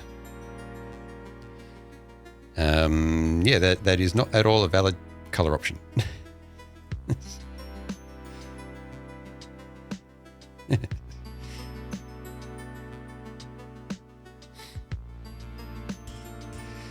I suspect you meant to type that just normally, right? But yeah, cheers. Thanks for being here, everyone. Hope you enjoy the little impromptu, little lazy Sunday stream. Had fun spying, yeah. Yeah. Yeah, Gubrin, Archie, Galactic, Oxide. Good night. Yeah, cheers. Yeah. And TBVP and anyone else who's around as well. Yeah. Dust Bystander, standing by their name. Yeah. Crash a hole. Yeah. But stick around. We'll raid you into someone neat. I'm just checking my raid history just quickly to see when I last raided some people. Someone live that I don't really get a chance to raid because they're not on late. It's been a long time. It'll be a bit of a vibe switch, but they're still great. Yeah, we'll go say hello to them, I think. Yeah. Brill, hey, how's it going? Good to see you. I'm just heading on out. But yeah, before we do, let's thank a couple of folks for things that they did. So Boomhauer, thank you for the raid. Appreciate it. Conkles to the max as well. Thank you. Cryptocol as well. Thank you for the raid. You know, you've been here all night. Well, before I get busy doing other things, I'll just do a cheeky shout out for Brildane there. Haven't had a chance to stop in at her stream for a little while. But yeah, go check out Brill. Hope you haven't had too many technical issues as you're prone to. All right. But yeah, the lair is closing for the night. Yeah. The lair's closing for the night. You don't have to go home, but you can't stay here. But I know where else where you can go. And that's over to Frostbite VT. There you go. So, or just Frost. She's been going for like 11 hours playing Kingdom Hearts, or Kingdom Hearts 2. I'm not sure if they're finished yet or not. I can't tell just for looking at the game. But they haven't stopped their raids, so we're going to go say hello. Here's our raid message. Greetings from the lair. We bring you love. Use whatever emotes that you want. But there's a couple of suggestions for you.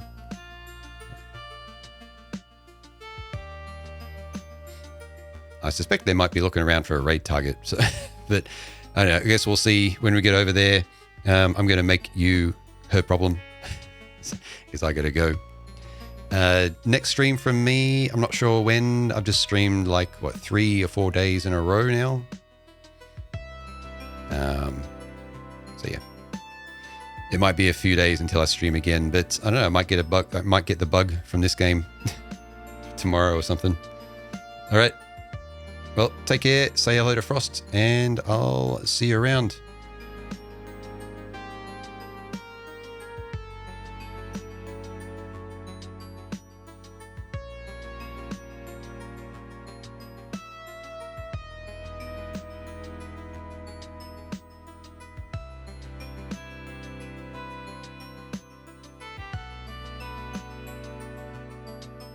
VOD watchers, of course. Thank you.